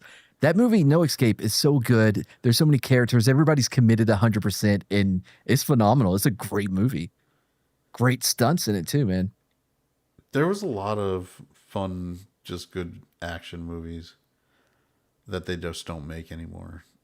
Like we used to get low budget, just straight to video, decent action movies. No, I don't know why we have that. But Ray Liotta, man, what was it? Cocaine Bear was his last movie, right? So that's gonna be something that is a choice. I like that cop movie he was in with Sylvester Stallone, the Copland. Oh no, Copland's phenomenal. No, I was actually thinking Narco. You know they're making that a series. They're making Copland. They're gonna fuck it up. Oh, by the way, did you see Tom Hardy got signed for season 3? Yeah, I did see that. Yeah, like the producers are like, "Fuck you!" Like Paramount said, "No, you're not getting season 3 unless Tom Hardy's here." So you better fix that. Fix that right now. Oh. Yeah, it's a good thing they did because he's fucking phenomenal on that show. He really is. Super rare occurrence. I agree with Mads. No Escape is great. It is a good movie. Yep. I think they made really bad sequels though. Oh, I didn't even know that they had sequels. Let's see, Mike D. William Shatner is on Ozempic now. He hasn't been this since. You got to watch out when people are that elderly. And I'm not saying this is happening, but there's a fine line between like Ozempic for your health when you're older and, the Reaper pulling the strings saying you're now dealing with some kind of illness and your body is subsisting on whatever weight you had built up. I think he's like in his late 90s now. Yeah, easily. Yeah, so he looks phenomenal. I mean, has he had work done? I think he says he did. Just the hair piece. Yeah. Like, I mean, TJ Hooker hairpiece. That's what he's had done. He is on the X and social media actively talking shit to people all the time. Yeah, I think it's fucking funny. Let's see. Oh, we got Dan Crane. Shatner's the goat, but he's a fucking prick. Another membership, which went to Zephyr. Good. That worked out. Yeah. William Shatner's 95. All right, so let's pick a good one that we haven't done. I know Brahman's in the chat, so he likes this one. You want to hear me say something smart for once? The Bullpen is awesome. Yeah. Then that's a good question. AOC is apparently picking up steam as the possible VP candidate. What? Yeah. I mean, are we surprised by this? With Kamala being the fearless leader. Are they really going to do a Kamala AOC? Once more into the breach, my friends, is their plan. Kamala. But Kamala would be the VP? No, Kamala would be the president. She'd be the president. AOC would be the vice presidential candidate. I mean, there's either way, no though. fucking way she's getting elected again. Or not again, but there's no way she's getting fucking elected. No, bro. You've already tried that. All that bullshit about Ukraine is a small country and Russia is a large country that's bullying a smaller country. Okay, shut the fuck up. Get out of here. Maybe it's just us that we're not able to be unburdened by what was, is why we're being so negative about it. But I don't know, man. I mean, seriously, I want them to, though. This bitch gets elected, we're screwed. Because this is going to help. I think Marco has really. I mean, we all know she was the fucking sacrificial lamb. There's no way they're running her again. Yeah. 95. Yeah. Bill Shatner's 95. Yeah. You have to understand, though, comics. Look at their bench. Who is gonna out diversity Kamala? And remember, she was robbed because she was done wrong by Biden by the way they did things. And if only she had been able to run a full campaign, she would have run a full fucking campaign. What are you talking about? Comics. I'm not saying she didn't. I'm telling you what the. No, comics is reacting correctly. Fuck you, Chad. All right. Oh, I know. No, I get where he's going from. He's taking it from their chain of thought, but All right, comics. You have to be the sub teacher since FF got canceled. FF? Fantastic Four. Fan- No. Thoughts on the Americans? I really liked. I'm That a was a good- big that was fan a of good show. America. I actually genuinely think the Americans series finale was one of the best ones I've Oh, I did not know the context. I was like, yeah, of course I'm a fan of Americans. They're the No, best. the TV show The Americans is actually I never pretty watched good. it. Yeah. seen. No, it's really because that was the one where Carrie Smith? Carrie Felicity. Fel- It's the yeah. one where Felicity, I know the show. I just Yeah. never watched it. where they were the sleeper agents in the U.S. Yeah. during the 1980s. Yeah, they're basically the Russian sleeper agents. That was pretty interesting. Not to spoil things, but this show's like 15 fucking years old, so I don't care. The end of the series, like unlike Kerry Russell, thank you, Shifty. It was Kerry Russell. Forbidden Frontier is apparently what he's saying was canceled. Forbidden Frontier.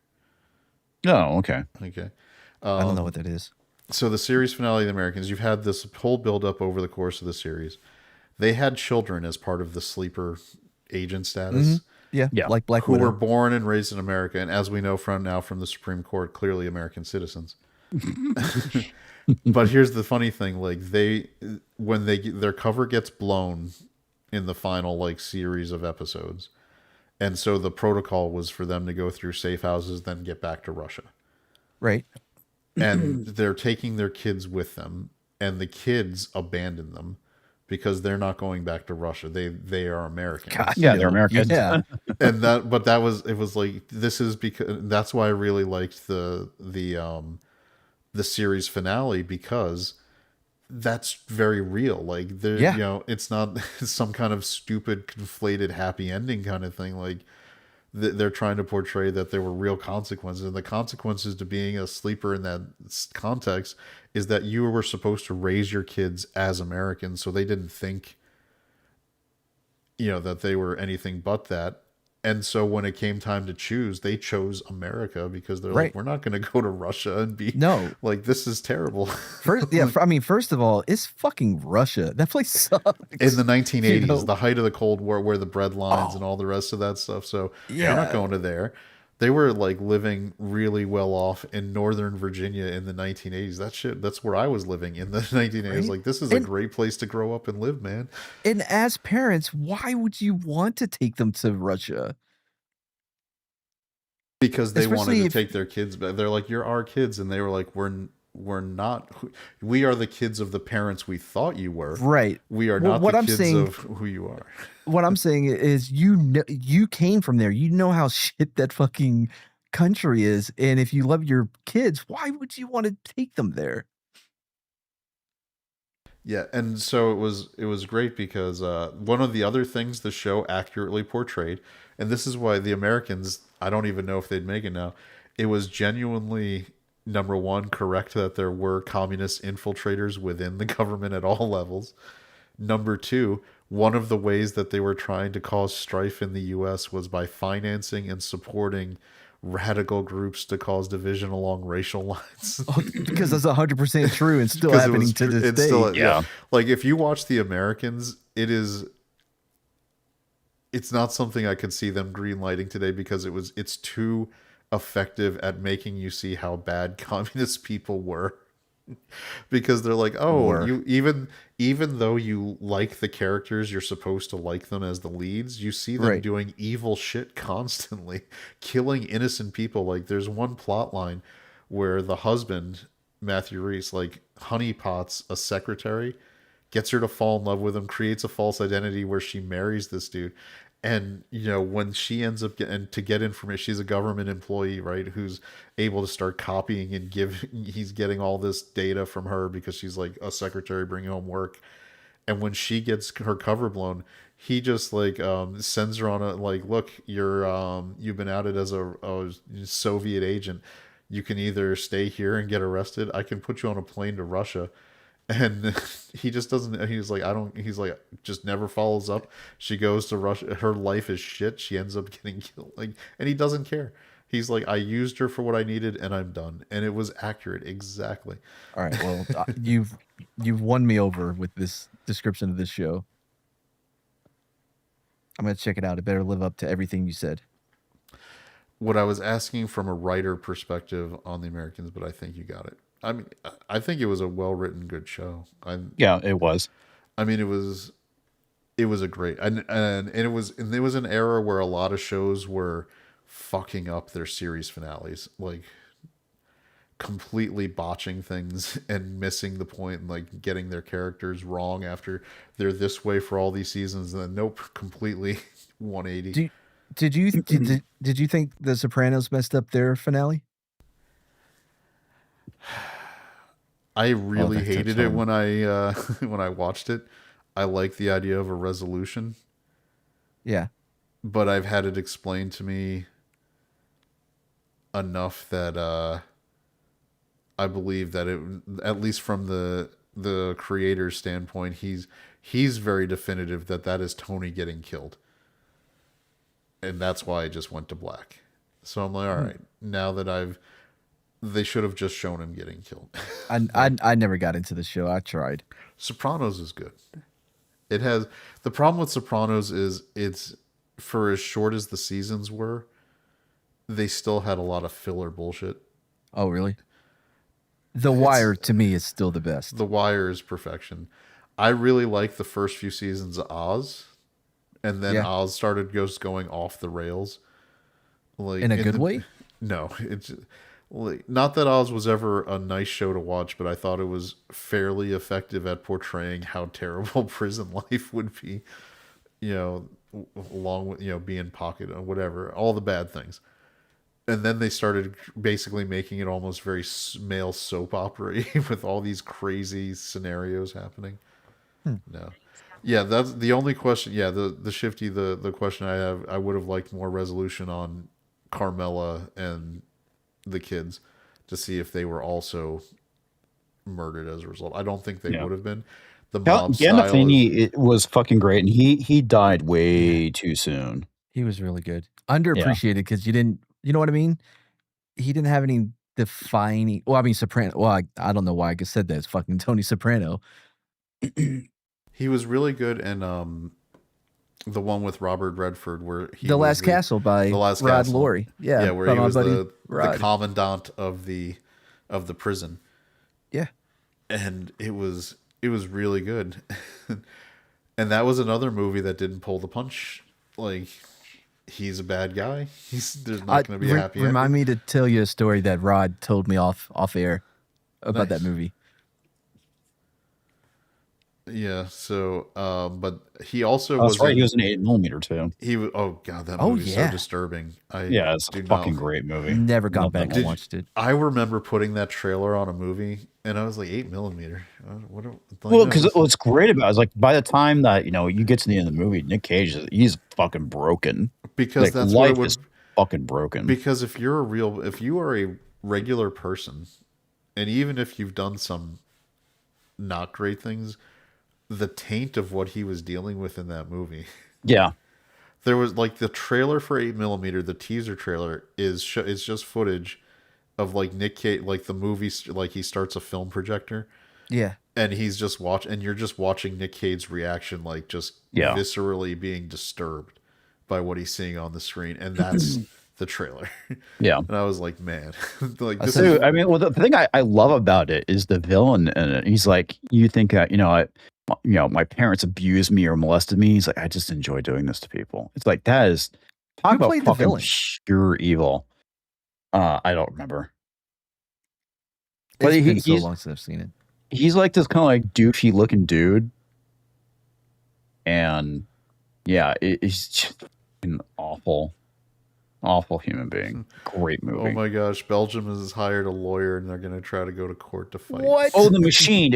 Is Chris. That's right. The villain was the Machine, and I can't pronounce the guy's last name. Let me see. Yeah. Bert Kreischer. Yeah. Lord of War is the best Nick Cage. I love Lord of War. That's a as good well. one. We got to do that freaking tournament. Yeah, I would love I want the Gun of Rambo part 1, part 2, part 3. Like which There was a part there was 2? more. There was a part 2. Oh, the M60. Got it. This is like the best part of Lord of War is the actual fucking factually accurate way the ending would happen. Whereas like the FBI guy's like, I finally got you, you son of a bitch, and he's like, you think you got me, and that's great. In a few minutes, someone's gonna come in here and tell you did a great job, but that I have to be let go. Because sometimes the U.S. wants to sell to people they're not allowed to, and so I'm of use. It's like, yep, that's the and an underrated movie, a kind of along the same vein is was it War Dogs with Miles Teller? Yeah. And because that is actually a true fucking story. Yes. These assholes Lowest went on bidder, man. there is a website where they post all government contracts that are up for bid. And if you you can create an LLC and you can bid on the project. And here's the fun thing. If you can get a woman, a minority, or be classified as 8A for a economically depressed zone where you reside, you will immediately, even if you're not the lowest bidder, win over anybody else bidding on the contract. Like What is this? You've never heard of this? This is No. Oh, Mad, you know about this, right? Oh yeah. Yeah, so the government has orders. These are standing orders to give preferential treatment to women-owned small businesses, minority-owned small businesses, and what's called Section 8A, which is if you're living in what is a classically economically depressed zone, if your company is any of these qualifiers, you don't have to be the lowest bidder. As long as you're within a certain percentile, or some of these contracts have to go to one of those Interesting. companies no matter what the bid is. You could have like fucking Raytheon bid and saying it'll cost $100 million to do this contract.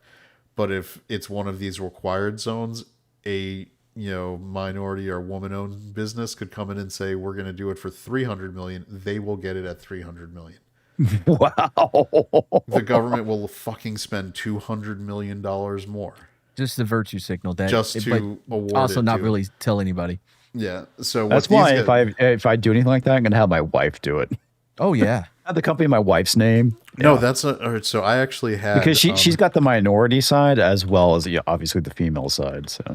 So when I was first getting married, my wife was my fiance.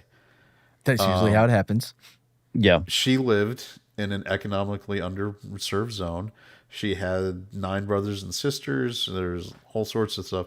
One of my friends who was when I say government contractor, I mean actual contractor. He fucking like put drywall up in skiffs and stuff.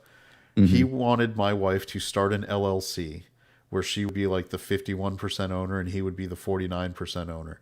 So he could just fucking use her as the person on the paperwork so he could bid on contracts. And she's like, what would I have to do? He's like, nothing, you will get paid. To just basically, so I can use your name and social security number and everything to get these contracts. You'll get a salary and you'll own 51% of the company. And I'll do all the work. I'll get subs to come with me to, work on this stuff. But he's like, with you on as the name, I can guarantee you that within the first 2 years to 18 to 24 months, we'll probably be having over 2 to 4 million in revenue. And That's insane. my wife was just very uncomfortable with being technically, even though it's legal, it was very fraudy. But I was like, I actually explained to her, I was like, you're not doing anything everybody else isn't doing. Yeah. Like here, I'm going to show you guys, for people who don't know about this, this is the website, sam.gov, where you can look at your contract opportunities to see what's available for any kind of contract. Like I would say, ammunition. And these are all contracts for acquisition where you can start bidding on stuff. 20 millimeter F-16 ammunition handle. Georgia. Grenade tubes with lids, like everything. But here's you think, all right, so that one, that's human resources. No matches found for that one. I found a whole ton for ammunition, but let's do that. But let me, because that was still in there. Well, here you go. These are contracts to do human resources jobs for the government. Executive That's leadership firm. crazy. This is just for search firm. They have a contract for the energy department to get headhunters to just look for people to apply for jobs in the government. And so that is a website where if you start an LLC, and that's what that was, War Dogs was a true story. These random guys just started an LLC, started looking for lower bidder stuff where they look like, we can just get like, this is an office supply contract. We'll just we'll go to Home Depot and get paper and just mark it up, and we can make money. And then God, they moved into the ammunition market where they could get surplus ammunition. They were getting surplus NATO ammunition, and then and just like moving it, because this was during the it was the height of the Iraq War, and when they were just needing 5.56 by the millions. And then they also needed, this is the funny thing, because Mad might know this, they were getting so many AKs they needed to supply, because I believe that's what the Iraq forces were using. Mm-hmm. So they had to get former Soviet bloc countries, like, and this is the fun thing, like there were gun runners that the U.S. had blacklisted. They weren't supposed to use anymore, and that guy used them as a front to be able to sell into the U.S. government. It's like all sorts, and this is all real stuff. And then they got caught doing it, and their punishment was not being able to bid on contracts for 12 months. Damn it! Wow, 12 months. And then Holy shit! Then you can come back and bid again. So it is a racket, man. And that's because even though that guy was a bad person and they weren't supposed to let him sell ammunition, guess what? We kind of needed it. So they really didn't want to make a big stink about it, because they wanted that ammunition. They needed the ammunition for those AK-47s. Government is a racket. Yep. Totally. Yeah, If you have any skill set and you have access to somebody in those categories, this is 100% legal, as long as the business. This is where the Trump administration is cracking down. Where what's happening is a lot of these places would be fronts where they do it in name only, and they would completely subcontract all of the work out. The Trump administration has not canceled woman-owned small business or 8A or any of these things. What they've said is the businesses have to actually be doing the work. They can't just be a in name only one. Yeah. Right. And you'd be amazed but that has canceled a lot of stuff because it's shocking how many of these businesses weren't actually doing any of the work. What would happen is one of these businesses would bid on it, and then Deloitte would end up doing all of the work. So the woman-owned small business would be getting an invoice from Deloitte, paying them, and then invoicing the government. So there might be a markup, and where they'd be plussing a few $1,000s a month off this contract, and Deloitte Who's would Deloitte? Deloitte is a giant government contractor. Yeah. Oh, really? Yeah, they're like, oh yeah, they're finance and accounting for the government. They do all sorts of stuff like that. They're like Raytheon for the white collar side. Or Booz Allen Hamilton. You know them? No. Khaki, CACI. Yeah, I know khakis. I even had a he Eddie Bauer occasionally credit wears card. them. Yeah, even had No. an Eddie Bauer credit card. No, he doesn't wear khakis. He wears the fancy pants. No, I wear khaki shorts when it's hot. You know that. You've seen them comics. I have. Wait, what? What happened? I don't know. Matt was probably in the bush or something. Yeah, that's where you find me. You I'm know, not gonna tell the people what you're doing. I found you. Jesus No, Christ. I don't know why we would bring this up. so what I Mike, do in my bush is my business. The question is, who hired who? Did the woman-owned small business hire Deloitte? So somebody at Deloitte talked to somebody else and said, we'd love to get this contract, but we don't qualify to bid on it. Maybe you can nudge, find someone who wink. is. Yeah. So yes, Deloitte and these other contracting firms 100% create the market for it. There's a whole, like, they have a search engine of looking for the front companies they want to use. So it's they have them available. Let's see. Dead Man for $4.99. A contract is a contract is a contract, but only between Frankie. Rule of acquisition, whatever number. For that one, here we go. Chad loves the Ottoman Empire. Brahma is an Islamophobiast, and comics is the smartest 5'10" midget ever. If Islamophobiast, is that what he said? Yes. It's like Islamophobe, but you're a student or you're studying it. Now, here's fun. This happened. America's 250th birthday happened, and Mayor Mondami decided to take the opportunity to bring in all these different people so that he could do a video lambasting all the problems of America that need to be fixed for its 250th birthday. I mean, ungrateful shit. I love how the immigrant basically coming to this country is lecturing Americans on how to be American. Before anybody says fuck this guy, the desk, that specific desk has drawers on both the front and the back. I forgot what they're called. No, it's retarded. Yeah, that one he was using it because it's George Washington's desk from like when I believe the Capitol was in New York briefly. Yeah. And yeah, like Matt is saying, that was in the era where they had the fucking both sides, because it's like, hey, you can put it against whatever wall you want, like, or you can have people somebody working on both sides.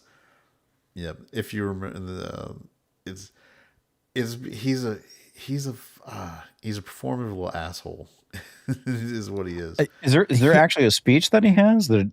I'll get that clip because I was really. I think the most outlandish thing that he did was tell everybody, "Hey, put your AC at what was it? Oh, it was 82, 80 degrees or 82 degrees. Yeah, which it's really hot outside, and we got rid of all of our nuclear power. Okay, all right. Here's something that most people don't understand when it comes to power. There's basically 3 layers of different types of energy you need. At the very bottom, you need something like nuclear or coal or gas, because and then you can layer on other things like eventually get to solar. You cannot have like 100% renewable energies. That is a fucking pipe dream. 100% pipe fucking dream. That shit will never fucking happen. People that basically advocate for this shit don't understand the fucking grid.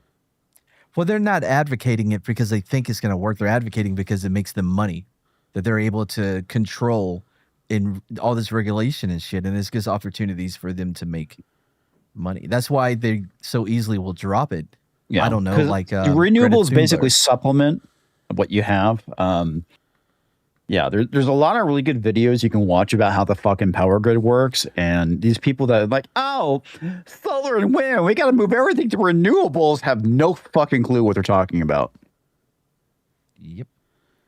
All right, so here we go. I don't want to embiggen it because we'll be talking. Okay. But here we go. We can play it. What do we see? We see a city of contradictions within a nation of contradictions. We see the wealthiest country in the history of the world, one where children go to sleep hungry, while the world's first trillionaire. Their parents need to be better parents. First off, our poor people are fucking fat, dude. Shut the fuck up. Yeah, I love that's one of the things that we've learned from the Europeans more food than kings in Europe during the Middle Ages. All right, fuck off. Yep. It took King Henry VIII being a gluttonous, autocratic ruler to be able to as big as he did.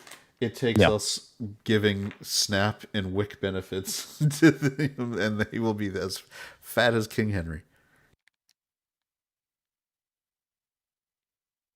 We see monopolies that dominate every industry and oligarchs who buy elections. We see Whose fault that basically let all the fucking monopolies go through again? Man, comics was is treating like Matapap over here. Yeah. Was it Bill Clinton who fucking did that shit? Not to mention, this is coming from a guy that wants to control all of the rent, all of the apartments in the entire city. He wants government to have it all. He wants like monopoly. Government Mom control. Downey, he was smart enough to run in the Democrat primary going, rent's too damn high instead of the other guy. But that is a monopoly. If the government owns and operates all of this, how is that not it's a monopoly, but not in the business sense. It's basically government control to that point, which is exactly fucking communism. Yeah, but I mean, what's the difference when we're talking about you know what I mean? Well, okay, part of the issue, and this is what we're getting to right now with all the consolidation too, is that there's no drive for innovation. When you have healthy competition, you basically get innovation. And that's the reason we're fucking stagnant right now when it comes to entertainment, is because everything's owned by like 4 fucking companies. Yeah. And Disney's like looking to buy Lionsgate. It's like the government should be like, no, you bought enough. No. This is true. Yeah. It's what happened to Madden after Sega 2K, after they lost the right to make those games. Look at the quality. Because it's same thing. WWF, WCW. They get WCW and look what nobody gives a fuck about the. Well, it's like, okay, gaming industry is another good example of that. It's like, why is the gaming industry falling apart right now? Well, because it's like all these big companies that own these, gaming companies now, and they're constantly being put out of business because of, not gonna say studio interference, but basically interference by the parent company. Yeah, what's interesting is it's a tandem system, and this is one of the things that Atlas Shrugged actually gets very correct. That book is highly referenced for a lot of things. I mean, and it's a little dramatic on things, but there's some stuff from human nature and the capitalism and government crony capitalism functions. Yeah, right. Government creates rules and regulations that only certain companies can actually function under. Mm-hmm.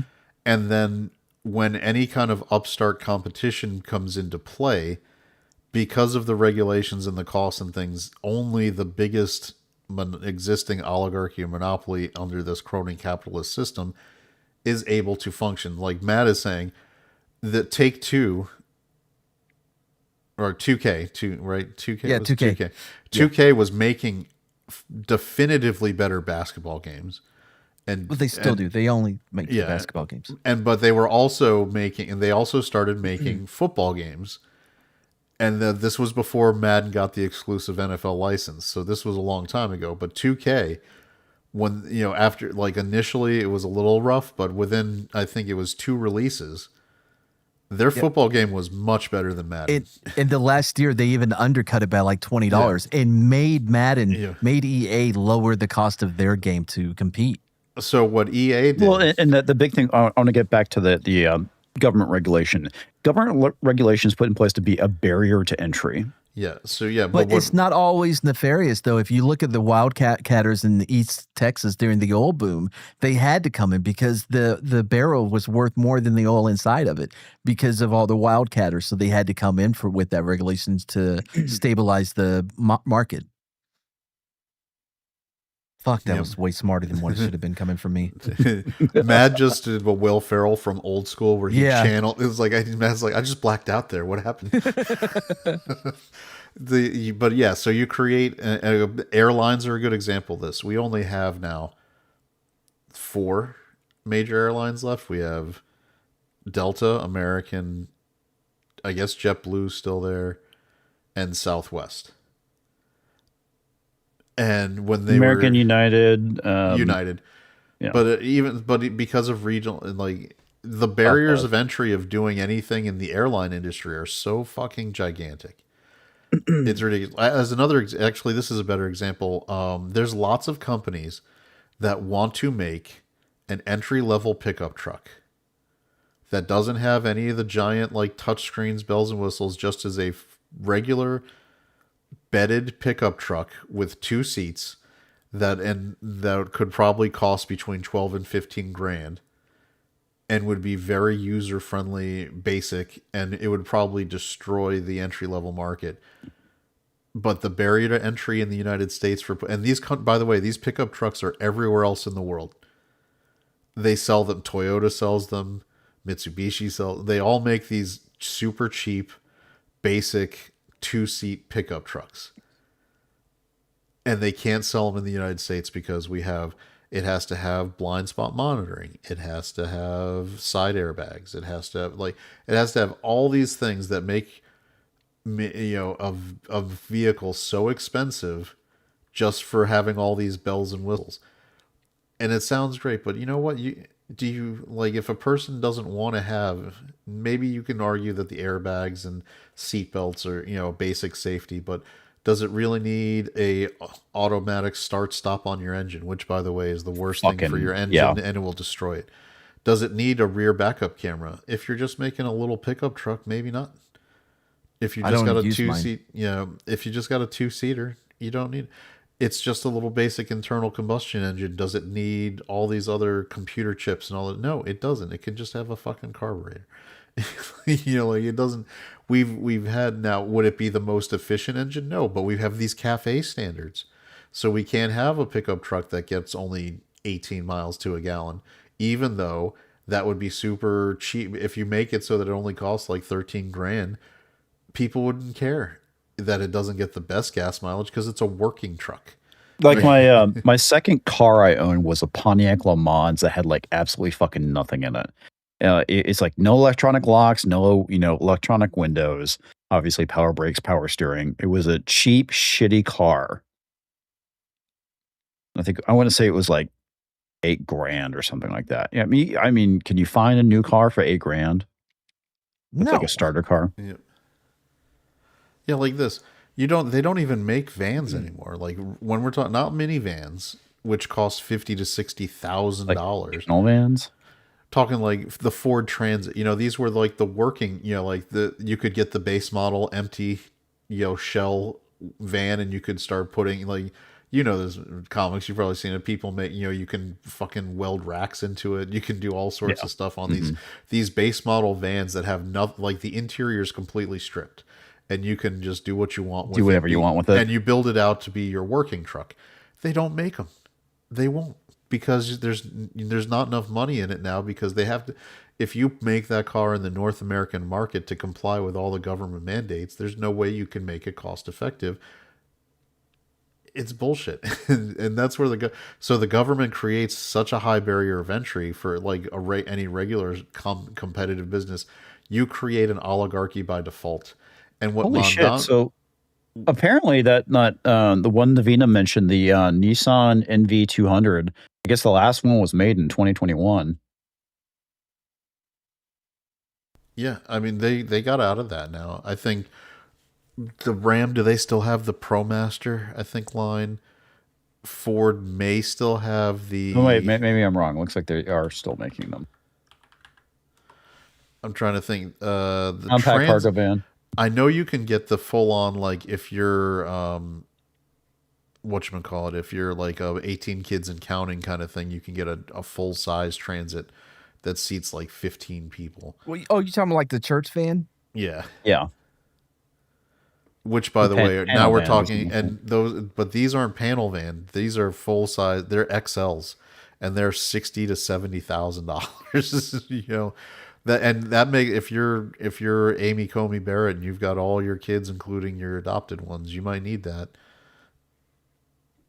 But the regular, like if you're trying to get the full on cargo van, you're talking 50 grand now for just for just the cargo van, because they don't make the smaller model anymore. The only one they're doing, it's the cargo version of the full size XLT ones. They used to make the like Sprinter tinier ones.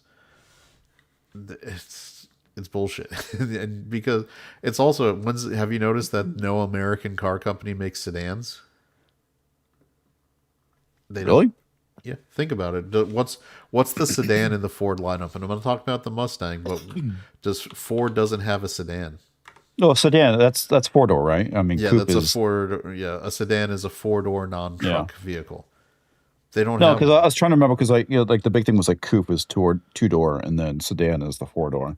Yeah, the Mustang is the only like non-SUV. What about the Charger?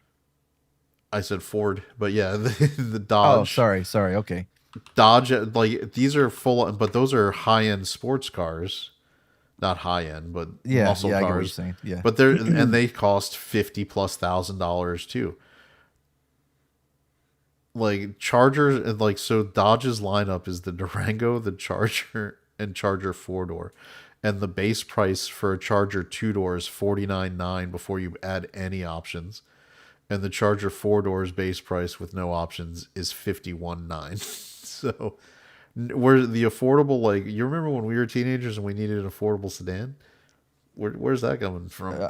I mean, my dad was in the car business. I had a Oh, you got those dealer tags? No. Because it seems like everything's like either an SUV, a hatchback, or I don't know, a truck. I guess. I think like Toyota and Honda still make sedans, which is they still have, like Toyota has the Corolla, the Camry, and the Camry, and Honda still has the Civic and the Accord. But the only thing I see American that's like car companies four-door? have completely gotten out of it. They're like fuck sedans. Yeah, you're right. It's either a 2-door or an SUV that has 4 doors. Because like the Broncos, obviously 4-door, you can get the 2-door one. The Explorer's 4-door, but again, that's an SUV. But when it actually comes to cars, it's just a fucking Mustang. Yeah, and you know what? Maybe Ford would argue that it's because the American market doesn't want sedans anymore.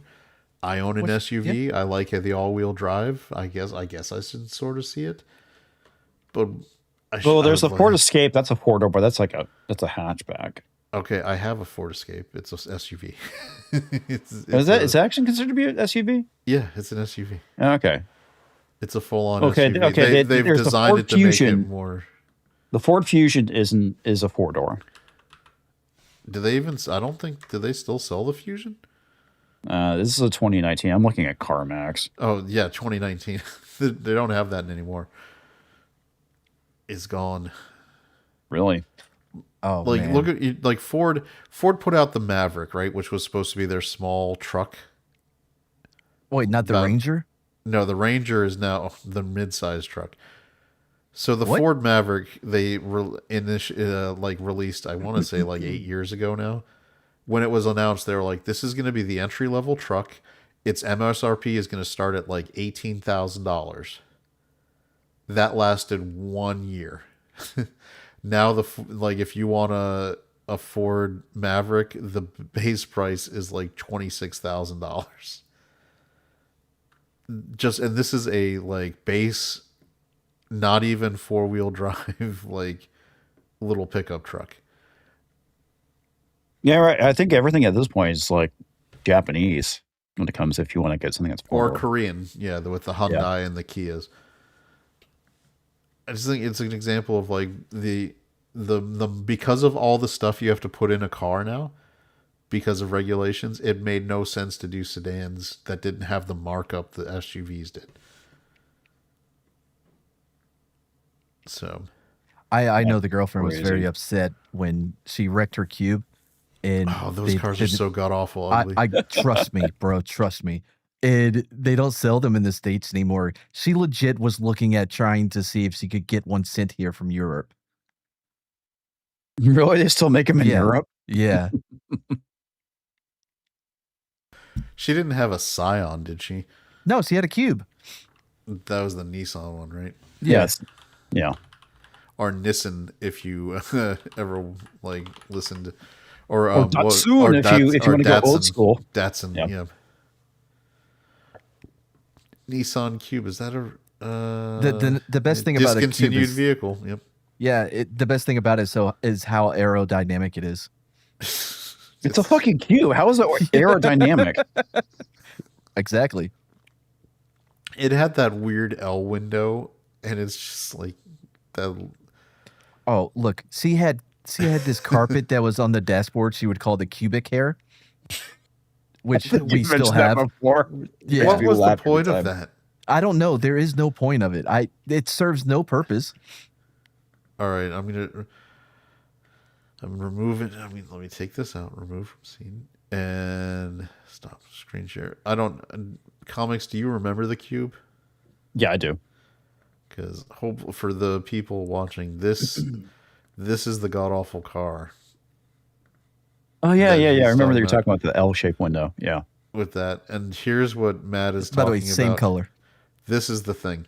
Yeah, that's the cubic hair. That's the cubic hair. What is it for? What the fuck, dude? I That's so don't know. random. It doesn't. It serves no purpose. She can't like find one at CarMax or something. A cube? Yeah. Oh, I never thought about asking her why we think it's getting used. Oh Jesus Christ, dude! But It no, had, but it's too it late has now. the, Actually, it we had just that paid off little ours. swivel. It had a swivel, like front dashboard thing. What is with that? Oof.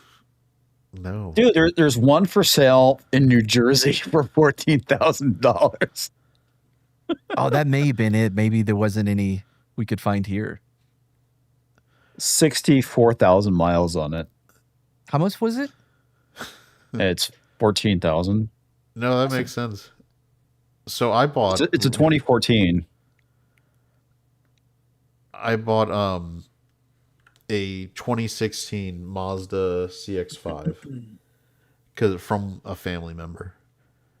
And when I say bought, it was very cheap. When I went to register it at the DMV, they got mad at me because it was I effectively got a friends and family price. And the DMV person went, so I've got to do my new titling and registration to get my plates. The DMV person was like, had to stop for a minute and go back, and she was like, why didn't you pay more? I was Why like, do you care? I was That's like, not your excuse job. me, Why does it I was like, matter? I got a good deal on this. And she's like, well, our system says this should have been a $12,000 car. And I was like, it has 118,000 miles on it. It is a 2016 and it is 2026. It is a 10-year-old car. How the hell do you think I should be paying $12,000 for this Also, car? why is this any of your business? Why don't you do your job? Yeah. Well, they want more money there, right? That's the reason why. Because I have to pay sales tax on the purchase price. And Yeah. so she made me fill out a form to explain the price. I was like, fuck off. What was your excuse? I'm better than you at negotiations? It was like, I'm Italian from Jersey. It's like, I imported and exported things to get this. No, I just said, I got a good deal from someone moving out of the country. The end. And she's like, okay. That's all you need to fucking know. And then, but here's the thing. So then I pay so this is what's awesome.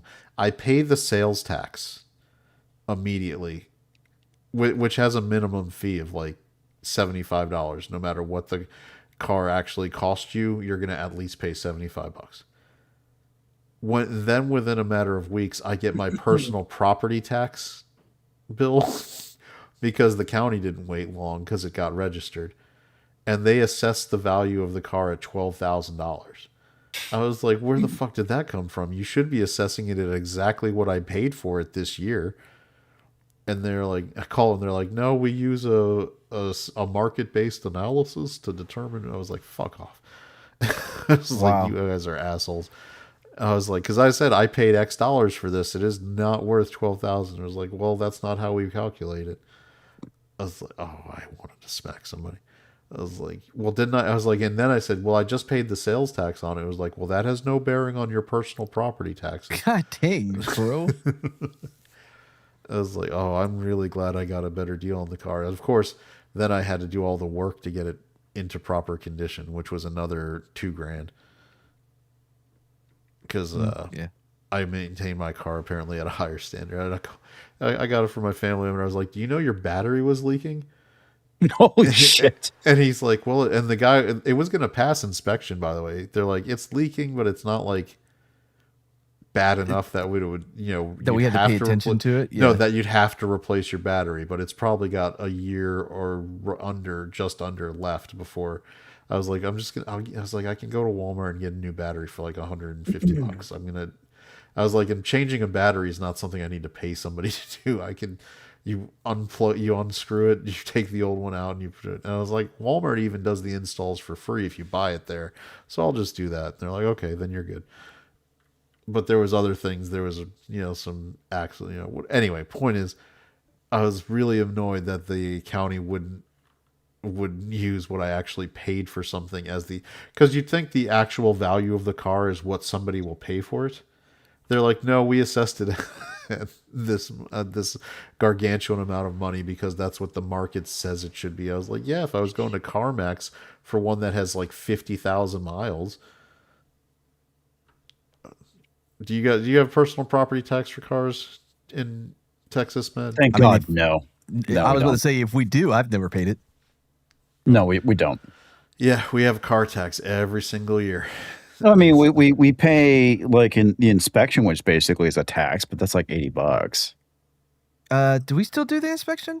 Safety inspection for us is $25. It's annual. They fucking changed the dude. When I went to go get my inspection done this year, they're like, yeah, no, you just do the thing online. I'm Yeah, like, all right. I thought they changed something about it. They did change it, and I don't know why. I mean, Texas is great, but sometimes they have like this fucking New World Order bullshit stuff, like the fucking real ID. When I found out last year that my driver's license was expired, oh, that was fucking fun. So yeah, I gotta check mine. When I went to the DMV, I go through the entire fucking process. I get to the guy. He's like, "Do you have your birth certificate or passport?" I'm like, "What?" Yeah, you need 2 forms of identification to basically get the ID. I'm like, what? And this is all part of the fucking real ID bullshit. So they fingerprint you. So I mean, your fucking prints are in the system. Yeah, that I had to show my birth certificate. I mean, it's like, what the fuck, dude? Never before I had to do that shit. But you only had to do it once, thank God. But now you're in the system. Yeah, mine expires this year. Mine expires on my birthday this year. Son of a bitch. Yeah. Oh, you're doing the. I can't remember. I don't remember if I get to do it online or through the mail. No, or if I have to go in. You're gonna have to go in. Fuck. Yeah, you're gonna have to go in and make sure you bring in like a birth certificate if you got one, or passport or something. But you need to have something besides like your social security number and your old ID. Yeah, you're gonna have to fucking do it. You can't do it online. God dang it! All right. Because I thought because it was like 8 months expired that I had to go and do it in person, and no, it's because they switched to the real ID bullshit. It's disgusting. Oh boy. Well, and I hate that they do it on your birthday. Like, what? That's a shit birthday present, you know? Happy birthday. Renew your driver's license. All right. Dead Man apparently in chat. Speaking of the CIA, Anna P. L had hearings of MK Ultra that crooks anyone. I believe that. I don't. Let me get one of these lined up for him before. All hail the bullpen. That's your MK Ultra jiggle for the operation. Look, MK Ultra is a known program.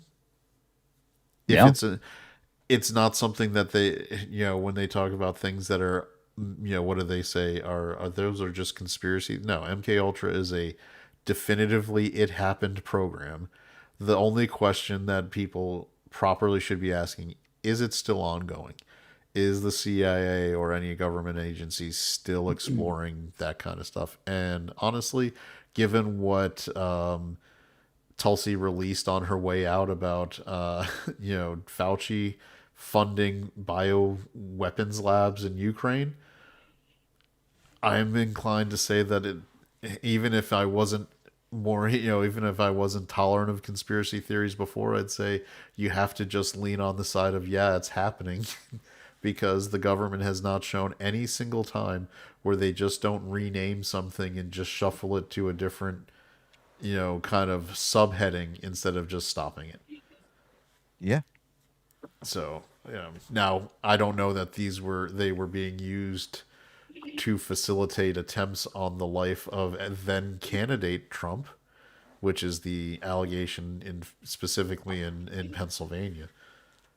But it is very suspicious because that, like, the idea that someone in 2024 at the time had no online presence as a teenager growing up in this era, didn't have any friends who knew him for some, like, it just doesn't,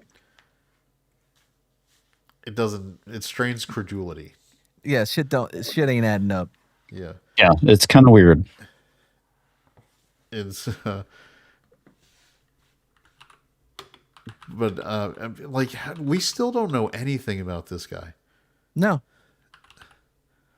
The two, like, the two people you never have any information on was the Las Vegas shooter. We have nothing on this guy. And Crooks, that, like, they all, anytime it's about where it's something like that, all of a sudden all that stuff, it just disappears, and we have nothing about this person. But of everybody else, we can find, like, where they went. You know, we'll get their third grade teachers talking about the reports they did. I don't know. I mean, to me, it's great. Like, the fact that the government, you know, like the FBI and CIA are just not having anything to talk to you. You know, like, they don't say anything about it. If I was Trump, I would do my press conference and say they're being insubordinate and churlish. They are not listening to what I'm saying. That's good. I want Kash Patel to say present and to start releasing the documents. So, I mean, I don't know.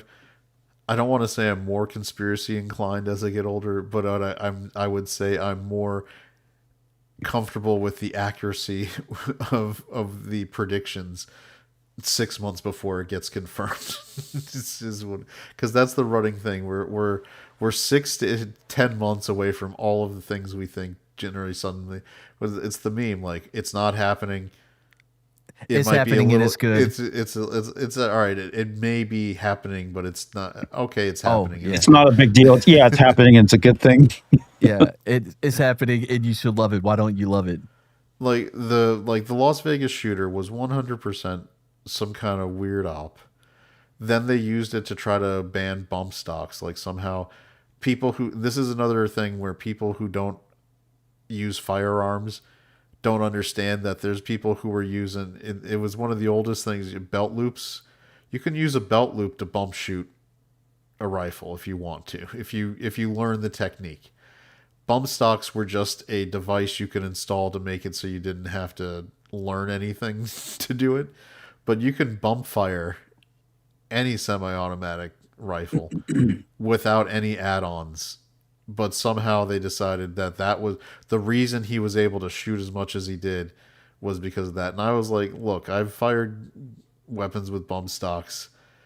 Honestly, it's way easier to, like, if he wanted to, like, when you talk about a semi-automatic rifle, you can shoot really fast if you don't care about accuracy. If you're not trying to line up a shot, you can pull that trigger really, really fast and just put out rounds. It's not like the movies. Even on a 3-round burst, that shit climbs so goddamn much. Yeah. Like, when I prior to losing my bump stock in a boating accident before they were real legal again, when I found it magically, the one thing I did, instead of like a foregrip, like where it's just the little sticky assist grip, I got a full look Tommy gun like grip. Because when you're shooting that on bump, like Matt is talking about, it just climbs. It just, like, if you're shooting into the woods, you're going up an entire fucking redwood. It's just climbing. So I initially, after, like, because you also, number one, this is something they didn't talk about. If you try to fire that rate on a regular civilian barrel without treating it, it blows up. The civilian market barrels are not built for that kind of rate of fire. And if you continuously do it, it doesn't take long. There's YouTube videos you may have seen where the barrel will heat and it will fucking melt your gun. Yep. you can get there's ways you can get, you basically have to heat temper. You shoot like about a half a magazine, you stop, you oil, you basically quench, you unhook the barrel, you quench it. You have to treat it so that it gets used to that level of heat to be able to handle it. And there's all sorts of questions. Like, this guy apparently had a fucking arsenal. No one's seeing him bring in gun after gun after gun. The maids aren't coming. Like, there's so much stuff with that Las Vegas. Yeah, there's a lot of weird questions around that. Yeah, and then they're like, it was a bump stock. Like, he didn't need a bump stock. He allegedly had like 100 rifles loaded with extended magazines. Why would you need that many? So if he doesn't make any sense, man. I was like, and he put a bump stock on all of them. Do you know bump stocks are like $200-$300 each? He's not doing that. I get maybe having 2 or 3 if you think you're going to be able to shoot to where you need to switch guns because the barrel's getting so hot. But having 100 of them, that is inefficient. That is a lot of fucking guns, by the way. I mean, that is a lot. They're basically like a lot. The Las Vegas shooting is effectively the scene in The Matrix. Yeah. Where they just have a fucking like duffel bag full, and anytime a magazine empties, instead of switching magazines, they just drop the gun and switch to the next set of guns. And I suppose in absolute terms that might shave off like maybe a couple seconds by the end, but compared to like just reloading a magazine, and you can tap the slide back just a little and it'll rack, or there's a little switch on your firearm on pistols where once it locks back and you put the new mag in, you just use your thumb and it'll slide and load the next round and you just go. No, okay. Did he have like over 100 rifles, or was it handguns? No, he had rifles. He had rifles. Okay. He was allegedly rifles take shooting up space, dude. Yeah, that's what. I was also wondering how the fuck he just walked in with just crates. He apparently had guns. like bags and bags. Like Zephyr is saying, in Vegas they don't pay attention to this stuff and they just check in, which I suppose maybe they thought it was dead hookers. I don't know. But still, I mean, okay, all right. When it comes down to the logistics of it, I mean, you're not going to fit like 100 rifles in your trunk, okay? No. I mean, you need like a fucking panel van to tote that shit. It's like maybe it'll be easier if they're in fucking crates or something, but it's like I have a pretty decent sized cabinet and it's not like a giant gun safe or anything. And I don't know how many rifles I have in there. I think maybe I can fit 8 in there. Yeah. Okay. I mean, I've gone to the range where I've wanted to zero several of my rifles. And when I've got my range bags and I'm carrying, and this is like 3 rifles, between my magazines that I have that are loaded and the rifles. Yeah, it's a lot. Those bags are fucking heavy. And Yeah, this they guy are. allegedly had enough to have 100 plus rifles plus hundreds and hundreds of loaded magazines. And Mad can tell you from doing it in the Army, magazines, holding one is not the heaviest thing, but when you're talking, once you got like dozens, that adds up. Like 250 rounds of 5.56. That's pretty fucking heavy. And I get what you're talking about, Zephyr. Now, not questioning that. I'm just talking about the logistics around this. Yeah. Is fucking insane. It's like, because transporting 100 guns. I mean, how many is in a crate, Chad? Typically, was it 10 maybe? I don't know. All right, so this is a math question. How many dead hookers equals 5 rifles? It depends on the country of origin. I was gonna say it depends on the magazine capacity, I would say. Because some places produce lighter hookers and guns than others. Is it a Turkish rifle? Is it an Asian woman? Asian woman? Like, yeah, I mean, if it's a Russian hooker, you're probably looking at least 5 rounds. Eric and the South David topic is because we got a super chat regarding MK Ultra, and that led to current, conspiracy theories about who may have been activated, quote unquote, under whatever the new name of the program is. So, and the fact that it's probably still going. Like, I don't know, like, what the new name. The government comes up with such fun names for these things. Yeah, they're really we're the best at naming shit. Yeah, this is It's good. the super duper ultra. Yeah, the Marines officially opted out. They're like, fuck the next generation battle rifle. The Army can deal with that shit, and trying to make it work. This is the smartest thing the Marines have done in a long time. So the Army has officially selected a Sig Sauer next generation rifle, which is it's AR style. So it still keeps the same manual of arms. Right. But they're changing to a higher pressure cartridge. I think it's like 6.7. It's a weird diameter. It's they wanted to go back to almost the 308. So I thought the reason why they switched to the 5.56 to begin with is it's the argument they have every single time. The wounding versus killing. No, well, it's not the wounding part. It's the downrange effectiveness versus stopping power versus ammunition capacity. Right. The 5.56, they did lots and lots of studies that said the average warfighter is committing and fighting within 300 yards. And the 5.5, this is when they switched to the 5.56. That within 300 yards, the 5.56 is a perfectly acceptable ballistic round. And because it's lighter and easier, the average soldier can carry, capacity-wise, a 3-magazine loadout. Was it usually 3? What? I think is standard. No. What's the we standard? Had I think we had 6. All right. I would say it's probably more than that. I think maybe during Iraq in the theater they changed it. Like I had read that it was like the standard issue for stuff was like 3. It's only 90 rounds. That's not really a whole lot. Well, yeah. So now then we have the global war on terror where we're doing a lot of CQB. Yep. And people are wearing body armor now. Like we've got a situation where the 5.56 in CQB situations may not have had the stopping power to put people down quickly enough that, as warranted.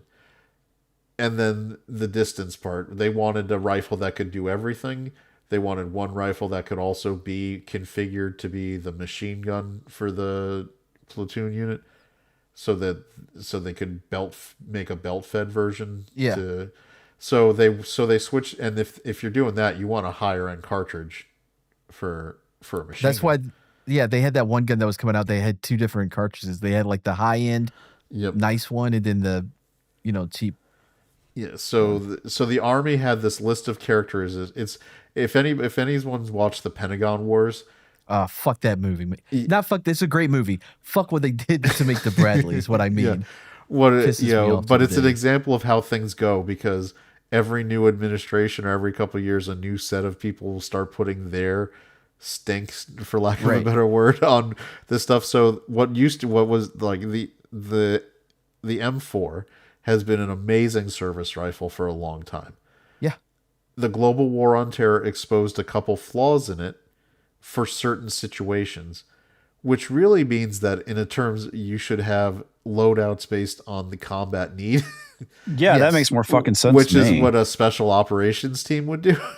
Yeah, but that's not how they. But you have at to it. apply it to the whole army. So instead, the generals are saying, "Well, why don't we switch everything to make it good for everything?"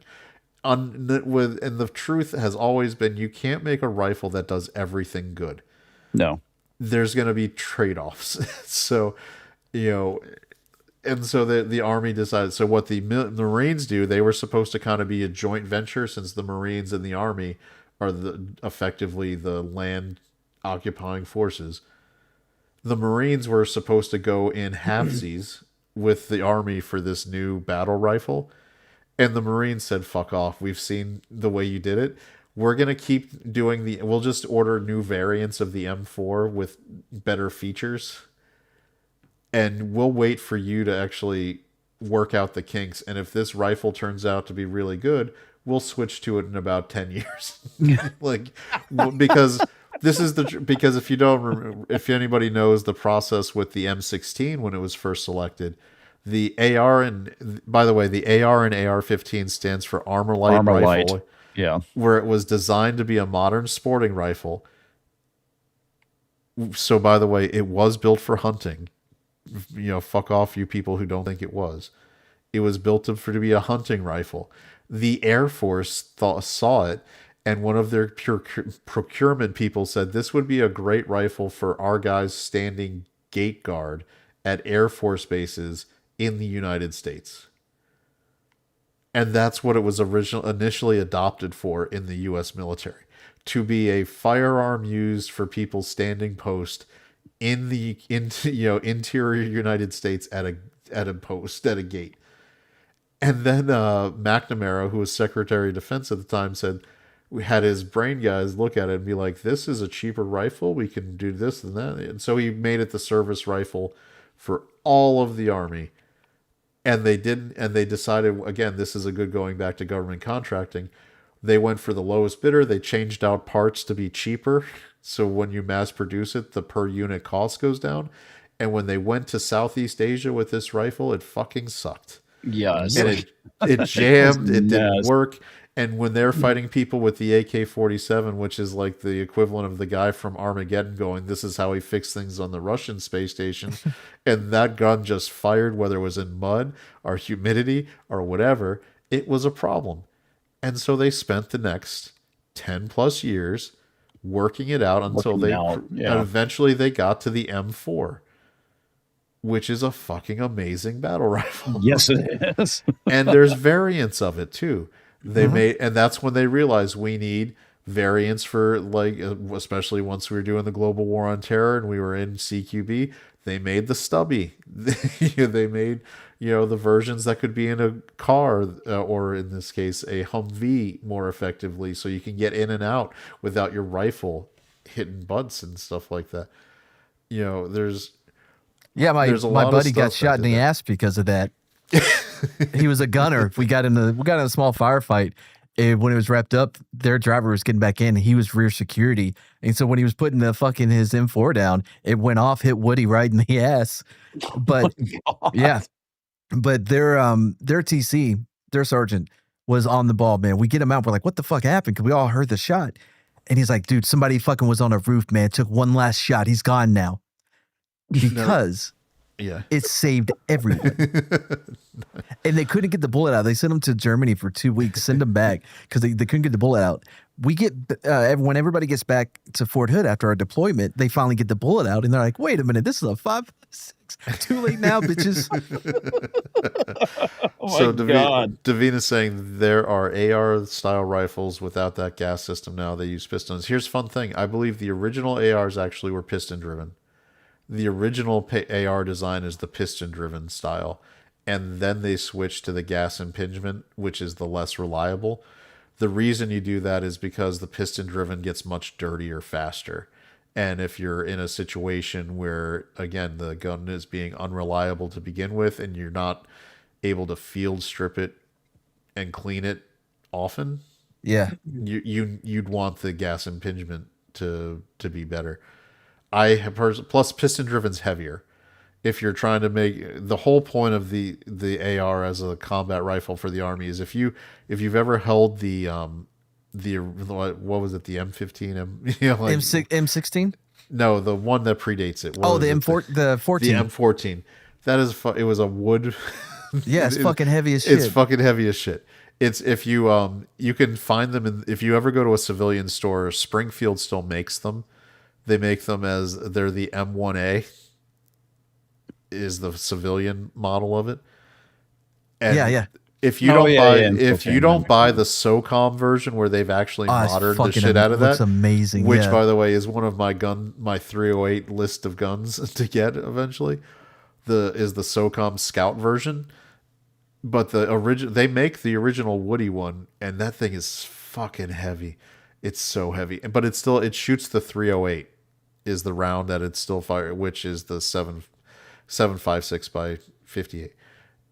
It's still, and if you want a 308 rifle, that's a good one you can get, but it is heavy. So one of the things, again, McNamara and those guys thought we can reduce the weight so that the soldier, and then the ammunition capacity goes up because the magazine can be. This is the fun thing. They didn't actually increase the magazine size. The initial M16 magazines 20, were still 20 rounds, which was not, and they had it full auto, which is a terrible, terrible idea. Because in the heat of situations, guys go full auto and run through that 20 rounds, done immediately, and you're not putting effective fire down range by that. So it's lots of stuff. All right, Deadman 499. Can you please show the speech of JFK DOI? DOI. I don't know. Department. I got it. By the way, it's at 11:40. I got it. Oh yeah. Yep, actually, we've kind of been doing our post show. Well, let me do the reward real quick. Which one haven't we used? I don't know. Did we use this one? Thank you so much. Who is that? I don't know who that is. These are AI generated. But you out, Comics? Yeah, I gotta go. All right, brother. Yep. Thanks for guys. Out, man. Take care. Yep. See it's you next amazing time. how the show was awesome. It's like we didn't need that other person. You know, some say that our best episodes of Bullpen is without Brahma. Without Brahma, I know the Matapap Johnny Appleseed is one of the Yeah. greatest episodes of YouTube History content Interrupted. Yes. ever made. Ever. All right, folks. See you, man. Thanks, Comics. Night. Bye. That was a good. Yeah, Johnny Appleseed. It's on Mad's channel, Mad's new channel. If you can look it up, the History Interrupted Johnny Appleseed.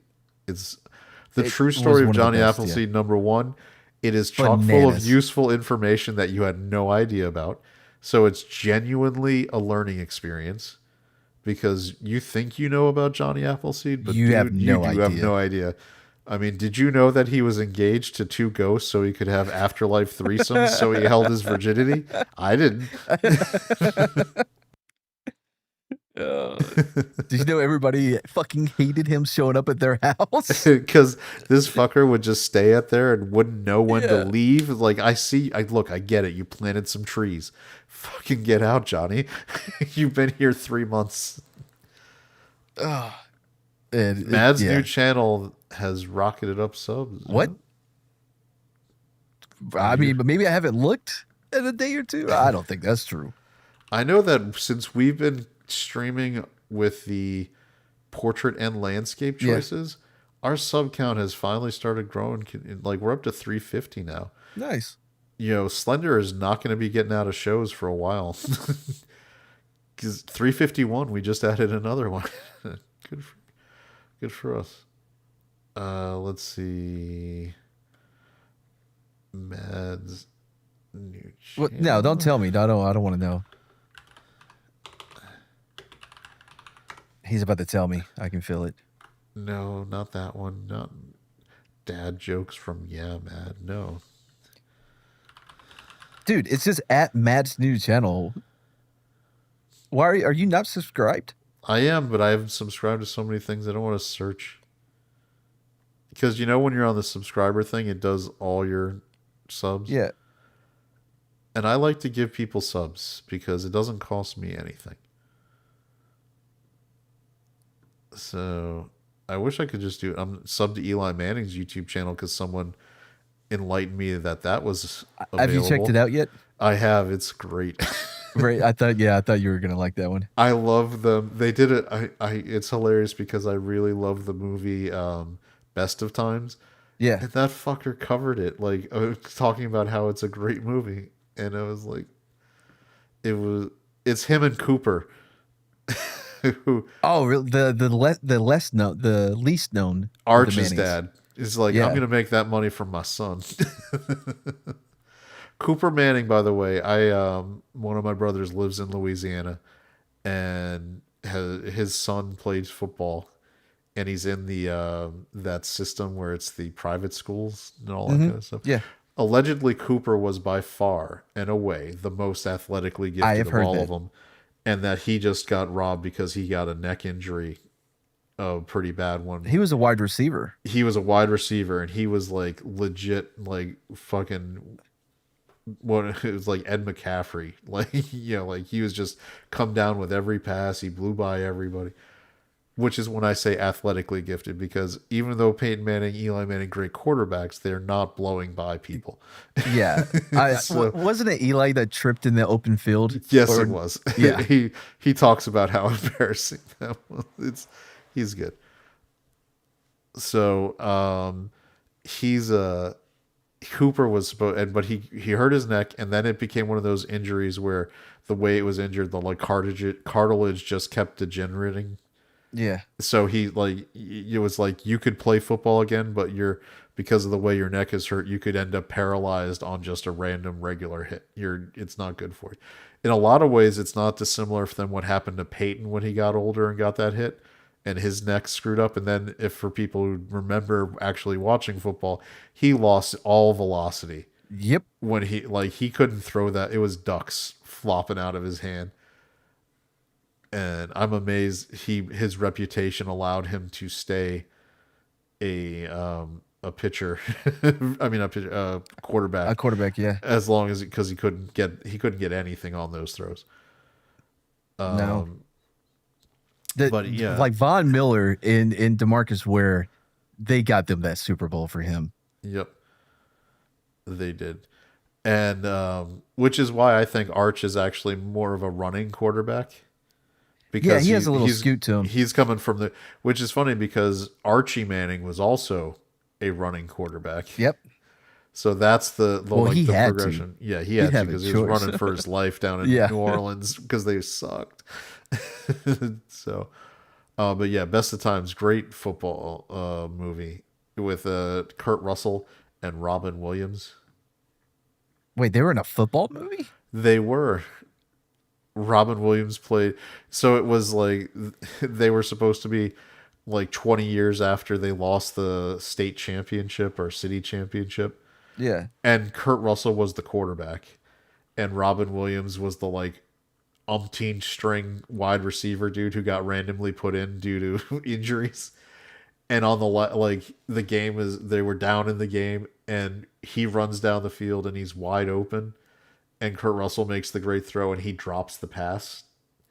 And so Robin Williams is the driving force to replay this game 20 years later with everybody, because he wants to get past being the guy known for dropping that's a really interesting sounding movie. It is. And so he starts, it's great. Like Kurt Russell wants nothing to do with it, so Robin Williams comes up with all these ways to try to manipulate him into actually playing. Kurt Russell is the guy, peaked in high school, broke up, his marriage is falling apart because what is this movie called?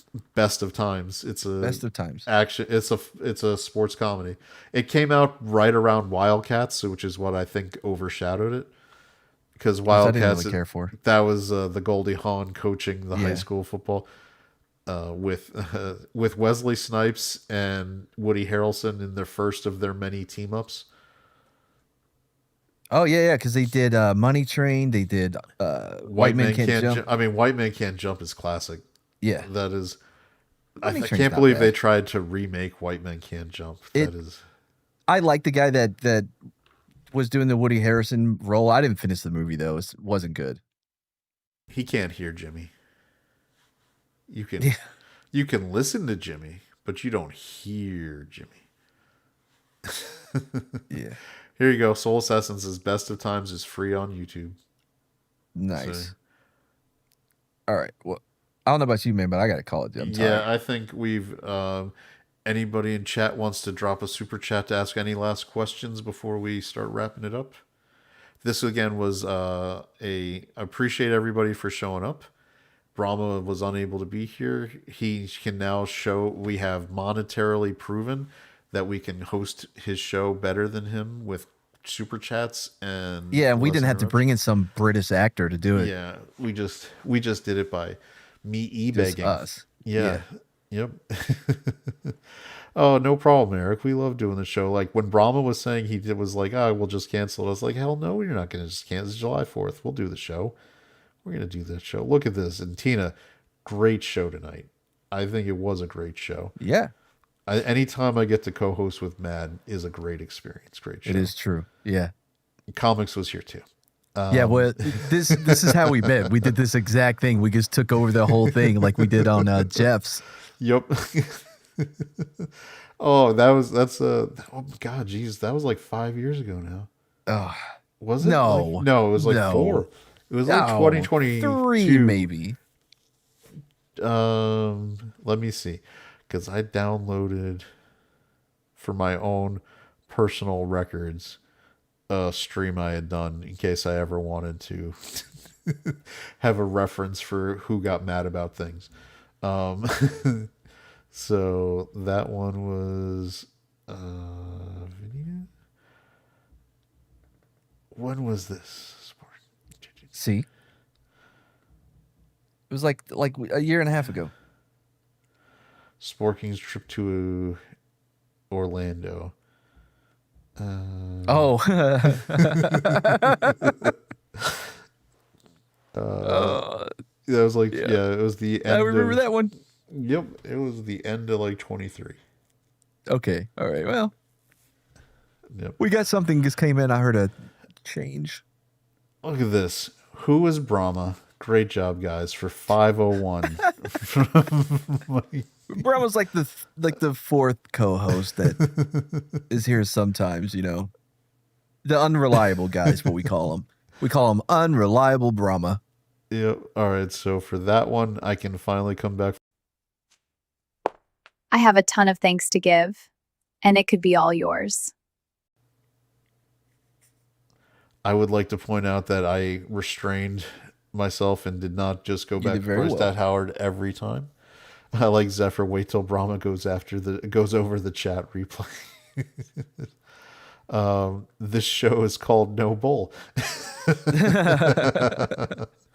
All right. Well, Mad, thank you for being here from the beginning for me. You don't have to think for this is my job. Oh, okay. Yeah, I could have just skipped out. Yeah, I left you hanging. You could have. I would have talked about the Ottoman Empire more. That probably would have happened. Mad keeps me on. Everyone. Mad keeps me focused, which is a fun thing to say. All right, Mad, do you want to promote your show before we go off? Yeah, Tuesday we're gonna do a story, and it'll be a great one. Yeah, 9:15 p.m. Central. Yep. All right, everybody. I'm going to... Oh, how do we get more different super chat girls? I think Brahma has to work with the AI to do that. Yeah. I personally am going to request there's some specific Bryce Dallas Howard source material I would like AI'd. So I'll see what we can do for that. I think DB Wild helps him with some of those. Although we got to keep Mad's mouth shut about requests on some of those, because otherwise we'll go into burn in hell. Because Mad's like, no, I don't know, Mother Teresa. My plan was like I was trying to negate the whole thing and like deflect so that he doesn't bother making me one, because I don't give a shit. But instead, he's like, no. You're going to see this. And yeah, we've all seen it. And we'll all have to answer to St. Peter at the gate. It's like question number 1. Why would you ask for that? That's right. One Brahma dude in a kilt. I should do that before on my way out, just for to make sure that there's equal opportunity. To the bonny lasses watching, we salute you. There we go. I get focused on not just going to Bryce Dallas Howard. So there you go. All right, guys, we appreciate it. Oh no, thank you. I'd forgotten to make sure we were equal opportunity proper. All right, so we'll see you next week. Bye, everybody.